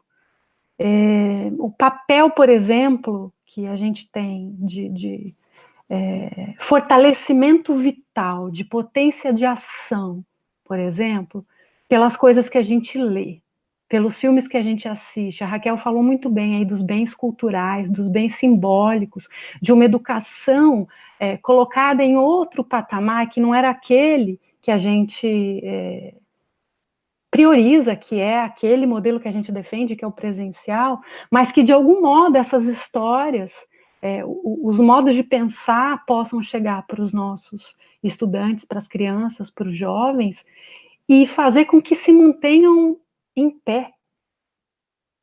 A gente acredita nisso? A gente realmente acredita que a educação era isso? Ou a gente vai comprar um discurso a partir de uma subjetivação capitalística, como chama o Deleuze e Guattari, né, chamam, melhor dizendo, em que a gente acredita no que fizeram com que a gente fosse, com que a escola se transformasse. Ou então a gente vai dar a virada, de algum modo. Tem uma dose de utopia, mas tem mais, a água bateu aqui, a gente vai precisar nadar, né? Ou a gente deixa ser engolido, ou a gente surfa um pouco, engole água, enfim, é esse o processo. Eu acrescentaria um terceiro erro, né, ao que o professor colocou, professor Antônio Nova, é que não haverá perda se a gente suspender as coisas. Acho que isso não está muito no nosso horizonte. As perdas, no que diz respeito à equidade, à acessibilidade, se a gente suspender, elas são da mesma ordem ou mais agravadas ainda. Isso me parece que não está no nosso horizonte. Essa é uma agenda para a gente resolver daqui a pouco, né? Então, eu concordo plenamente com o que o Salomão coloca, que a gente tem uma prioridade com a existência física, né? Com a nossa saúde física, e que a gente tem que fazer, inclusive, uma exigência em função disso, da liberação de recursos. Não dá para entrar nessa mesa de negociação se a gente não exigir minimamente condições para os estudantes, principalmente, né? Claro, para os professores, de acessos da forma como se puder imaginar, porque, mais uma vez, a gente não está lidando só com as mídias high-tech, né? A gente pode estar falando de uma coisa muito mais simples, como o Nova falou, lá estão usando em Portugal, por exemplo, a TV, coisa da década de 60, coisa velha, tecnologia velha, pode ser correio, sei lá o quê. Agora, o que eu acho que a gente precisaria pontuar, e acho que é muito bacana pelo que o Salomão colocou, é que se isso for entendido mesmo como voluntarismo e heroísmo, eu tô fora. Eu acho que aqui não se trata disso, é superar essa ingenuidade. Não cabe nesse espaço de luta, de sobrevivência, também como categoria, nenhuma ingenuidade, né? O que a gente precisa fazer é criar estratégias para que não seja, de fato, voluntariado, heroísmo. E uma outra coisa que acontece, o Buckingham, David Buckingham, inglês, sociólogo inglês, fala muito dessa forma polarizada quando a discussão sobre tecnologias entra com as mídias, enfim, é achar que tem um tom apocalíptico, né, em curso. A outra polarização é achar que isso dá conta de tudo, isso é a salvação da lavoura. Isso só para a gente falar, se fosse falar do que traz a discussão sobre tecnologia. Eu acho que isso tem que estar no nosso horizonte. Então, a gente tem que lidar com a situação que a gente tem agora. Esse era o terceiro erro que eu apontei, que me parece que faz toda a diferença. De qualquer maneira tem perda, porque se não houvesse, eu também não embarcaria numa outra via, né? Se eu entendesse que não haverá excluído. Inclusive, tem um abaixo-assinado de estudantes da Unicamp, com 1.700 assinaturas, dizendo exatamente isso que eu apontei, que eles precisam terminar o semestre. Agora, não se trata só de terminar o semestre, né? Esse semestre tem que ser alguma coisa, o ano letivo, alguma coisa que diga respeito à vida. Então, aí a gente vai ter, eu estou terminando, a gente vai ter uma possibilidade de pensar o que nós, educadores, entendemos como currículo, né? Como é que nós entendemos a relação de ensino-aprendizagem. Tem gente que entende que isso não vai acontecer, a relação de ensino-aprendizagem não vai acontecer. Não vai acontecer num patamar ótimo, talvez fique até ruim, né? Mas a gente vai ter que enfrentar isso daqui a pouco, por isso que eu disse das comissões de avaliação, para a gente tentar dirimir eventuais e certamente, né, eu acho que a gente nem precisa pensar numa probabilidade, certamente enfrentar isso.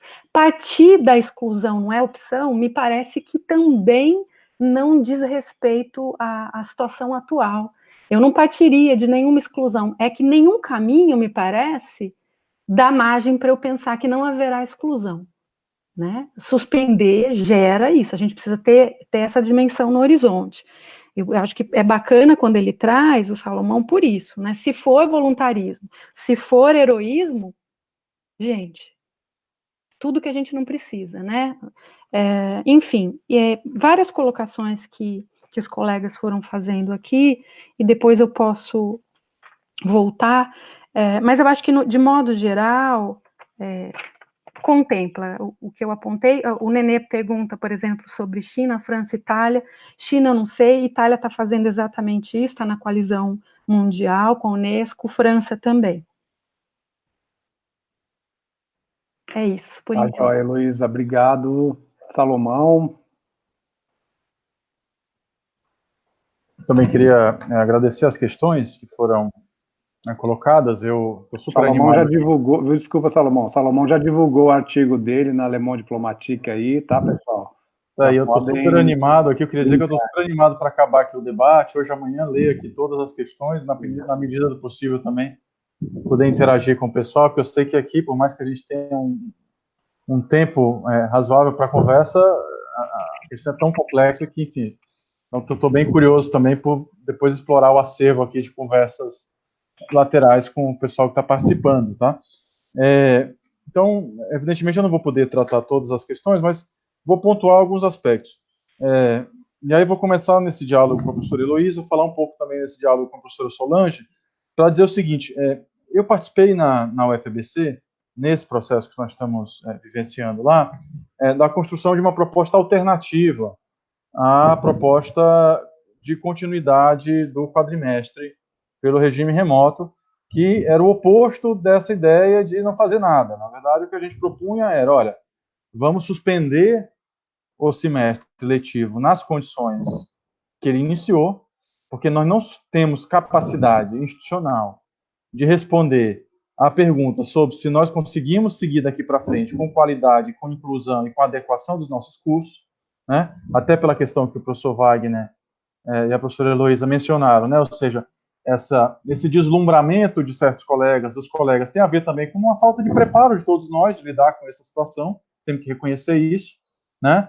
Então, como a gente não podia responder a questão mais importante, que era se conseguia seguir com qualidade, com inclusão e com adequação aos cursos, o mais correto e honesto era suspender as atividades letivas, né, atuais, para repor essas atividades no momento que as condições se tornarem possíveis, mas substituir isso por um conjunto de intensas atividades de ensino, pesquisa e extensão, orientadas ao contexto atual e na perspectiva da inclusão. Este era o ponto, ou seja, na verdade era transformar o momento e o desafio presente num conjunto bastante amplo de atividades que movesse a universidade de uma forma coerente e articulada, né, para o enfrentamento da crise atual, olhando isso do ponto de vista do ensino, da pesquisa e da extensão. Nós chamamos isso na UFABC, um grupo de 10 laboratórios e grupos de pesquisa formulou essa proposta de quadrimestre letivo emergencial.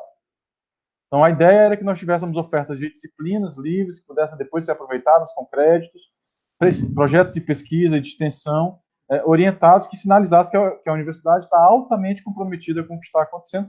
Isso não significa que ela não está. Eu queria dizer isso. A UFABC e as instituições federais, a Unicamp, estão prestando um serviço e uma tarefa inestimável para o enfrentamento dessa crise, não só na área de saúde, né, ou seja, nas áreas de ciências humanas, de tecnologias.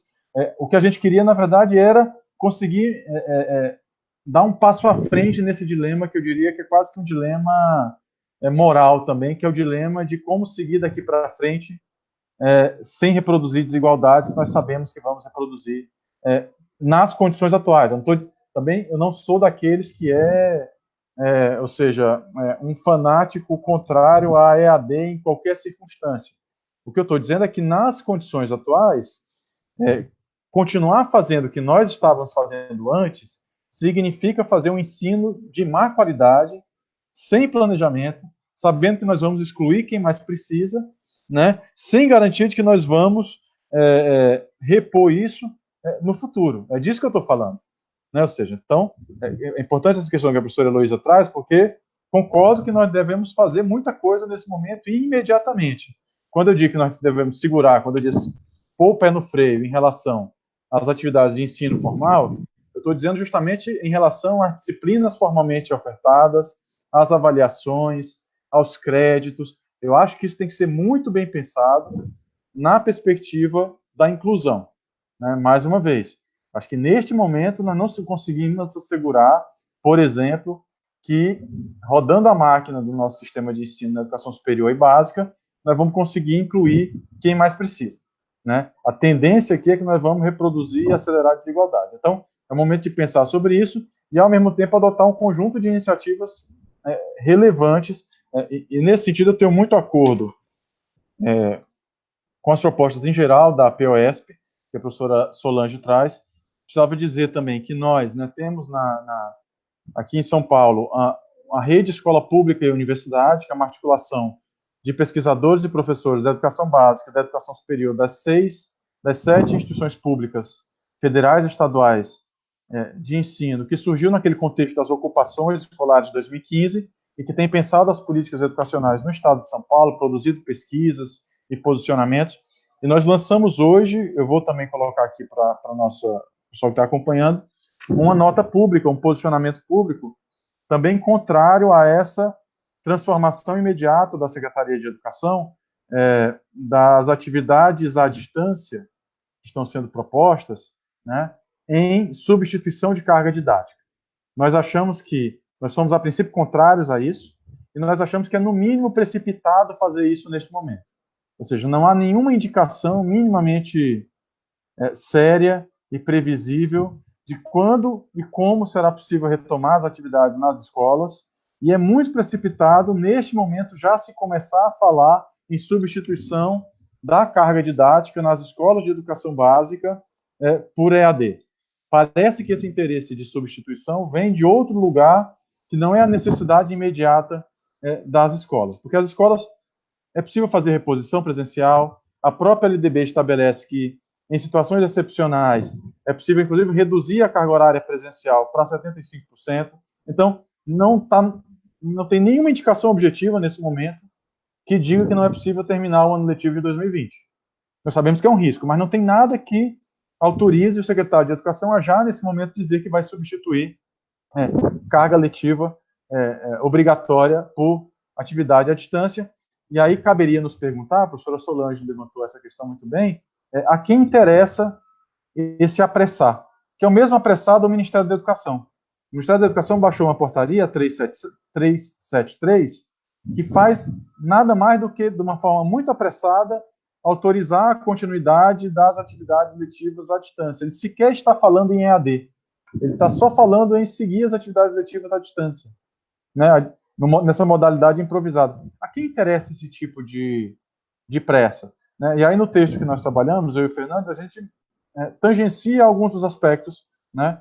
Quando nós olhamos, por exemplo, o que está acontecendo em termos de assédio do mercado privado de produção de materiais didáticos, que já está consolidado no ensino privado superior, que vê nesse movimento, a partir do Ministério da Educação, uma oportunidade de fazer crescer as modalidades EAD na educação superior, é um tema bastante preocupante, né? Quando a gente olha para isso neste momento, ou seja, em que as universidades públicas estão despreparadas para esta oferta, mas que você tem um mercado que já tem todo um arsenal de materiais produzidos, isso que a professora Heloísa colocava também, ou seja, nós temos que estar atento, né, a essa pressão que vem deste mercado.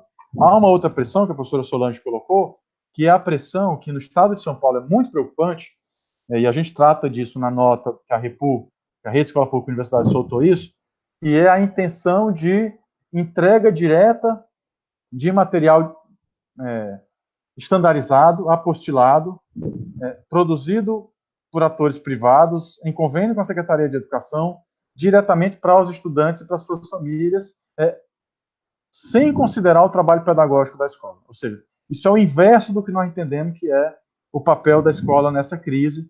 Nós entendemos que a Secretaria de Educação poderia, sim, ofertar materiais de apoio complementares, como coloca a professora Solange. Nós não tem nada de radicalidade quanto à produção de materiais que possam servir de apoio à distância nesse momento, mas o papel central deveria continuar sendo o papel da escola, o fortalecimento dos educadores, dos professores, dos conselhos de escola, na perspectiva de gestão democrática, para que, conhecendo os estudantes, as suas famílias, eles pudessem fazer essa mediação pedagógica, né, na medida do possível, e neste momento, mais uma vez, sem qualquer perspectiva ou pressão para que isso signifique continuidade do ano letivo, avaliação, reprovação, aprovação, qualquer coisa nesse sentido, parece estar atendendo a interesses que não são os interesses propriamente da educação. E aí, para concluir, de fato, são muitas questões, eu não consigo lidar com todas elas aqui, né? Por exemplo, a questão da Univesp. Eu só diria o seguinte, a questão da crítica à EAD, o tema que o colega que faz o curso de Direito e que foi mudado para EAD traz, né? A gente pontua isso no texto também, não é de EAD que nós estamos falando, né? Queria só ressaltar mais uma vez isso.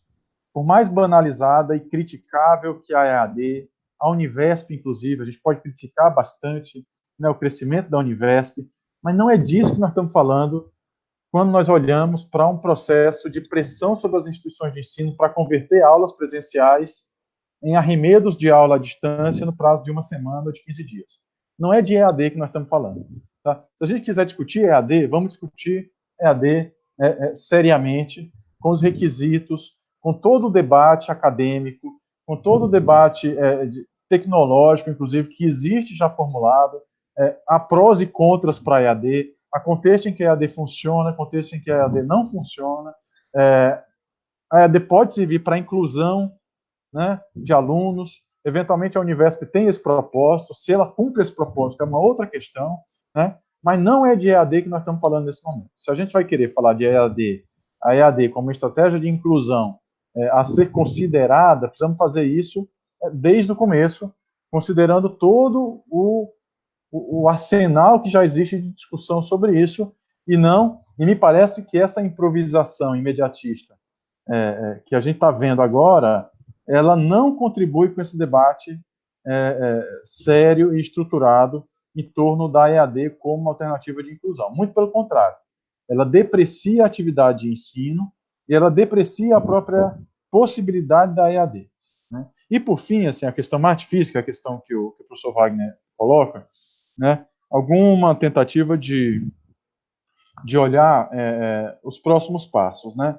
Eu acho que se a gente consegue pensar em médio e longo prazo, que é muito difícil, é um exercício sempre muito arriscado, eu diria que, olhando para o que é mais imediato nesse momento, que é o esforço nacional de conter a expansão da contaminação pelos vírus, muito acima da nossa capacidade de atendimento enquanto sistema de saúde, essa é a urgência nacional para a educação, para a cultura, para a saúde, né, para todos. Eu diria que o mais importante neste momento é essa mudança sobre a agenda das políticas educacionais. Não é tempo de pensar a escolarização na sua perspectiva tradicional. O tempo agora é de pensar na educação no sentido ampliado, como a gente propôs no quadrimestre emergencial, na escola como espaço educativo e de proteção no seu sentido ampliado, e os conteúdos curriculares, mais uma vez, podem ter alguma importância em manter algum tipo de relação e vínculo com as famílias, mas eles não podem ser pensados como centro da ação político-pedagógica das instituições de ensino nesse momento.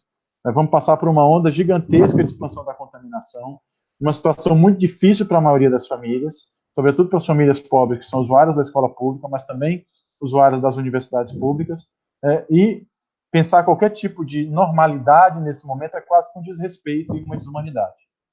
Eu diria que num segundo momento, que seria um momento de pensar uma distensão,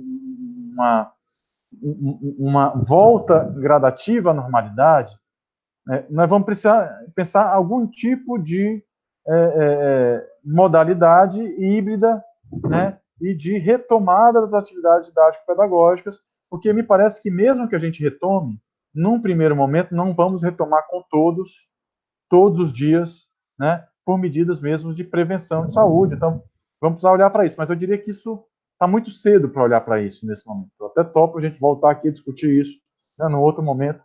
Mas eu diria que qualquer perspectiva de antecipar esse cenário hoje, na verdade, é uma perda de tempo e de energia para o que é mais urgente agora. E pensando no largo prazo, a questão muita gente tem dito, olha, será uma oportunidade de fortalecimento dos vínculos dos educadores com as escolas, até de fortalecimento do papel da escola. As famílias estão percebendo a importância da escola agora que, inclusive as famílias de classe média e de classe alta, percebem que não sabem fazer nem 2% do que os educadores sabem. Então, há um reconhecimento, inclusive, é muito importante, uma oportunidade que une todas as classes sociais agora, neste momento, de reconhecer o profissionalismo dos docentes, né, porque não sabem fazer o tal do homeschooling, né, não funciona, mas se isso vai, na frente, se transformar numa oportunidade de fortalecimento da educação, vai depender também de que tipo de Estado e de que país, né, nós vamos ter no final desse processo. Se a gente tiver uma possibilidade de reconstrução, de uma perspectiva de Estado social, de financiamento público para a saúde, para a educação, para a cultura, né, essa possibilidade se abre. se a crise econômica que vai se aprofundar em função desta pandemia significar mais retrocesso em termos de direitos e uma menor possibilidade de garantia de condições de vida elementares à população, né, o debate, lamentavelmente, vai se colocar sob outras prioridades e a educação vai sofrer imensamente, né, essas condições sociais que vão se seguir à crise sanitária. Então, eu diria que o esforço maior agora é pensar o papel das instituições neste momento imediato, pensar o que elas podem fazer de imediato como resposta e que valorize o papel da educação no seu sentido mais ampliado. Enfim, e agradeço todas as questões e essa oportunidade. Desculpa se eu passei um pouco. Eu vou postar aqui também a nota da Rede Escola Pública e Universidade para que o pessoal que está acompanhando possa ter acesso também. Obrigado. Obrigado, Salomão. Professora Solange, por favor. Eu anotei algumas coisas aqui que eu gostaria de falar, não sei se vai dar tempo para eu falar tudo, tá? Daí você me fala aí do tempo. Acho que foi um estudante de Direito que falou da EAD 100%, né? Que é horrível, mas a gente já viu que isso não é, né? Não é EAD, são as atividades, são aulas online. E eu acho que para todo mundo é difícil, né? A gente tem, como eu falei, eu tenho estudantes que não têm nem o celular, e isso não acontece só na educação básica, na superior também. A gente tem alunas que só têm o celular, e o celular às vezes não tem internet, usam a internet, então só pode fazer as atividades quando está no serviço. Então a gente tem isso também. Alguém falou que né, as entidades pensam do estado de São Paulo dessa maneira que colocou. Para a gente foi terrível, porque foi imposto, né? E como ele disse, se atingir uma parte já está bom, para nós não está bom, né? Essa desigualdade.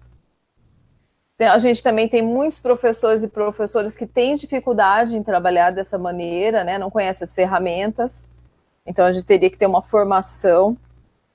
E como que a gente trata, por exemplo, com assédio? Então, quando a gente recebe a denúncia de assédio, ou quando a gente sabe que está tendo assédio, a gente orienta o professor, a professora, como debater, né, com essa gestão, como orientar os outros professores e professoras da escola. Se não resolver, a gente aciona o jurídico, tá? Com o nome da escola, se precisar, esse jurídico também vai até a escola conversar com a equipe gestora.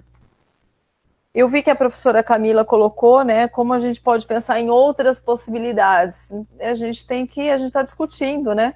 A gente está criando, então temos que fazer isso junto para atingir esses estudantes e essas estudantes que não vão conseguir trabalhar com a tecnologia. Uma outra pessoa colocou, talvez, né, seria a oportunidade de discutir o estado que queremos também. Acho que é o momento, tá, da gente discutir o estado que a gente quer, e principalmente na escola, qual a escola que a gente quer. O que a gente quer na escola? A gente quer ser ouvido, a gente quer material, quer tecnologia para complemento das nossas aulas. Queremos, né, que os alunos sejam realmente atendidos. Então, na rede estadual, por exemplo, falta muita coisa que eles precisam. A prefeitura, alguém falou de calendário, a prefeitura montou uma comissão do Conselho Municipal de Educação para pensar na reorganização do calendário.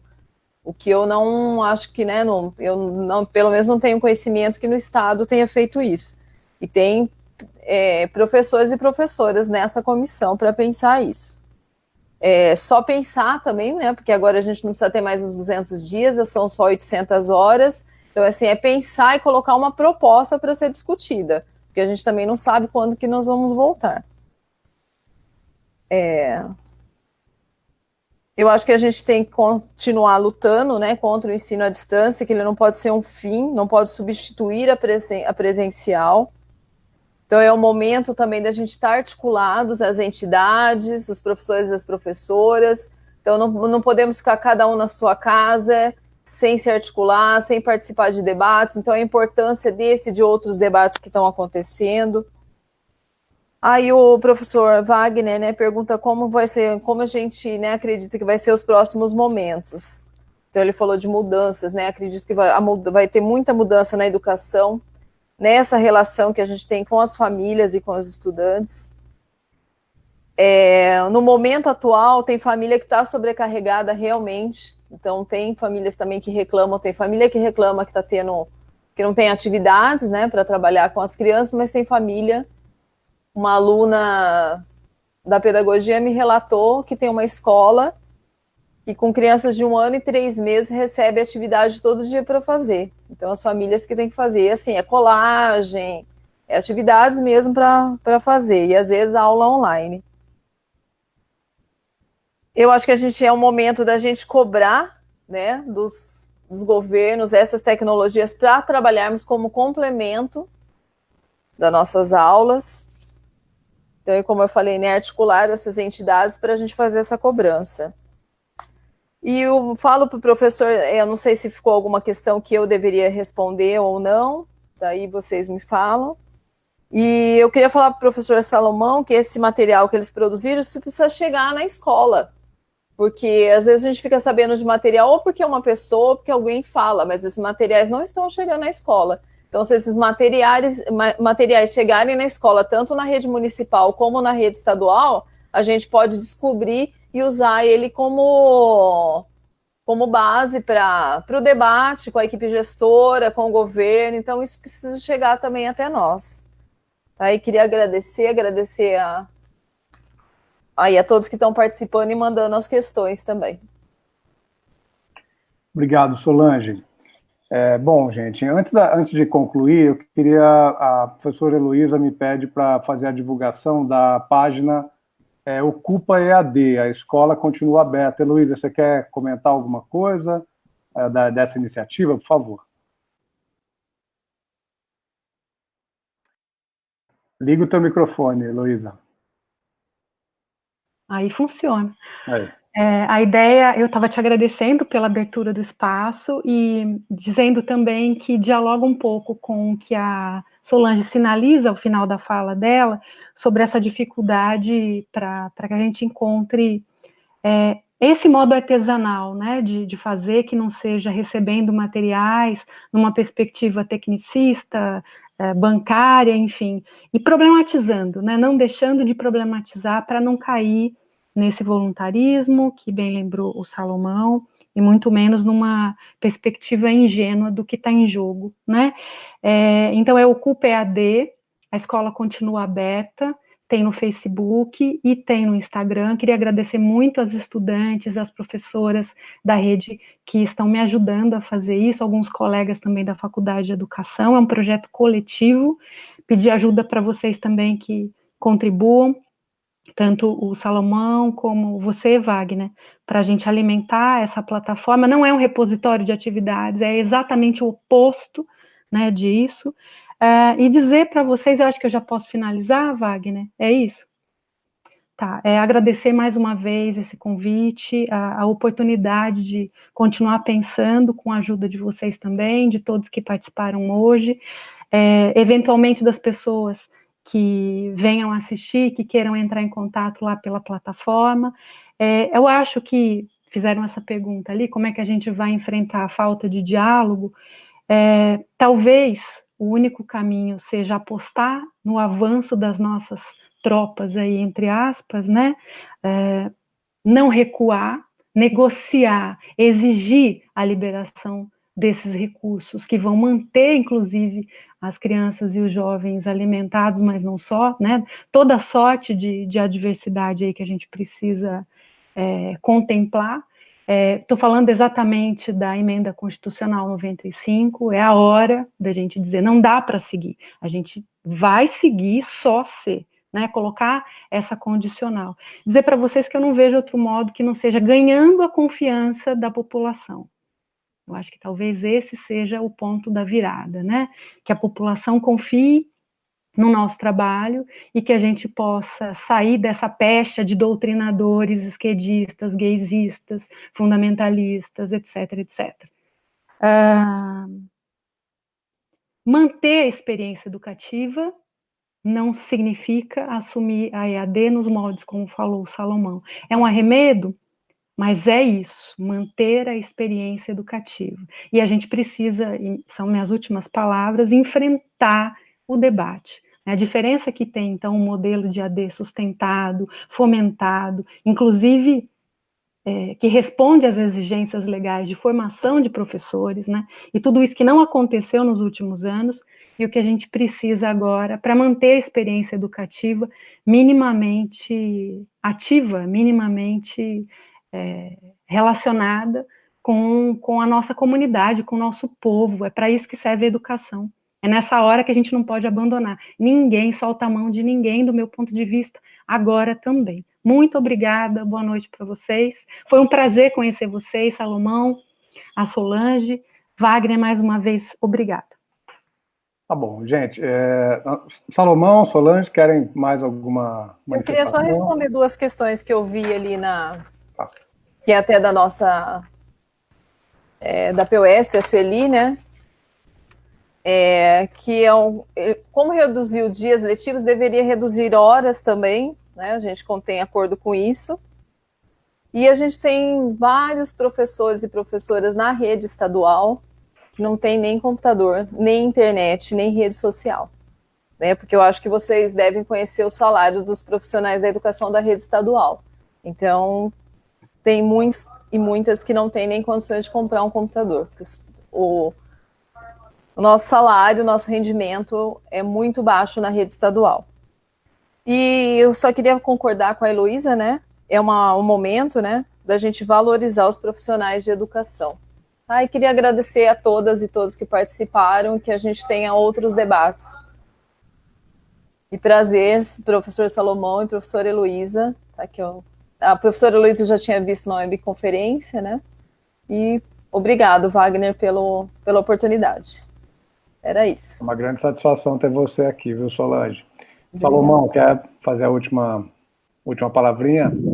Só agradecer, Wagner, a oportunidade, o convite, né? Enfim, também respeitando aqui o tempo do nosso debate, eu coloquei as principais questões, pediria ao pessoal que está acompanhando para continuar acompanhando o que a gente tem discutido aí publicamente sobre esse tema. Eu me comprometo a acompanhar esse desenvolvimento da questão da educação à distância, né, nesta modalidade, na educação básica superior, olhando para a escola pública e para a escola privada. Eu acho que nós temos que acompanhar isso, é uma tarefa importante, porque tem muito a ver com essa disputa sobre a escola pública, né, no presente e no futuro, né, e acompanhar também a produção da rede escola pública e universidade, que é essa articulação que tem pensado a política educacional aqui no estado de São Paulo. Dizer para a professora Solange que nós fizemos aí um esforço inicial de divulgação, isso tem circulado bastante em redes sociais, começamos a disparar isso para o mailing das escolas estaduais, né, que é o que nós temos, é o mailing das 5.500 e tantas escolas estaduais, mas é claro que tem aí um esforço gigantesco para fazer isso chegar, né? Depende também muito desse tipo de espaço de divulgação que a gente pode ter, né, de outras pessoas poderem replicar, a própria PUESP poder replicar esse posicionamento. Então eu agradeço também todo mundo que puder compartilhar esse material, enfim, essa oportunidade. Bom, Wagner, obrigado. Boa noite para todo mundo. Salomão, obrigado também, obrigado Heloísa e Solange. Eu queria agradecer, mencionar algumas pessoas aqui que fizeram perguntas e que a gente não vai ter condição de responder nesse momento, né? Mas esse nosso vídeo fica na página do Facebook da Unicamp e vai também para a nossa página no YouTube. Então, mandar um grande abraço para o professor Sérgio Leite, aqui nosso colega da Faculdade de Educação, que se manifestou vivamente aqui no debate, a Camila Borges, o Silvio Carneiro, a Silvia Nishida, a Sueli, nossa companheira dirigente da PUESP aqui em Campinas, né?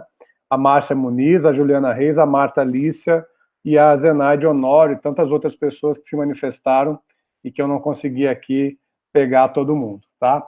A Unicamp, ela mantém, então, essa série de debates, né, desde, assim, sobre vários assuntos em torno da pandemia, do coronavírus, né, em torno dessa situação absolutamente inédita que nós estamos passando, que o mundo inteiro está passando, né? A gente entende, né, assim como a ideia proposta lá na UFABC, nós aqui também sugerimos que a universidade se dedicasse, né, a cursos de extensão gratuitos, né, para a sociedade, abertos para a sociedade, de maneira feita pela maneira digital nesse período, né? Aqui a do Unicamp também se manifestou nesse sentido, porque a gente acha que é muito importante que a universidade continue plena, né, em funcionamento, né, mas, sobretudo, preocupada com esse momento que nós estamos vivendo, que nós estamos passando, né? E é muito importante também que os nossos colegas e as nossas colegas que continuam, né, também atuando na relação com os estudantes, eu sou um deles, né, eu também mantenho a minha relação com os meus estudantes do curso de Políticas Públicas, na graduação em Ciências Sociais, que nós consigamos trazer para as nossas disciplinas esse sentimento, essa angústia, né, que nós estamos passando, que é um pouco essa nossa angústia, né, Salomão, de tentar pensar o que pode ser depois.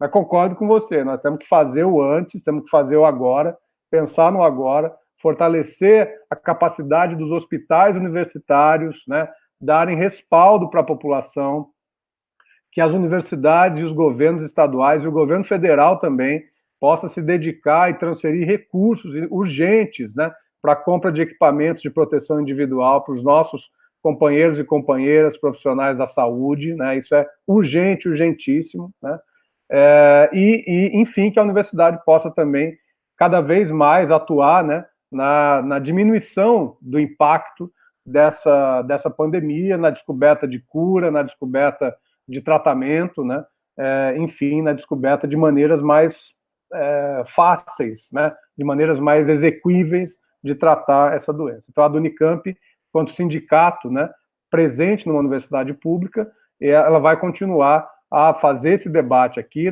para além de várias outras ações que nós já estamos fazendo aqui no âmbito da Unicamp e da cidade de Campinas. Então fica o nosso abraço, né? De novo agradecimento a Heloísa, a Solange, ao Salomão, e agradecimento a vocês que nos acompanharam mais uma vez nessa noite. Até a próxima, pessoal!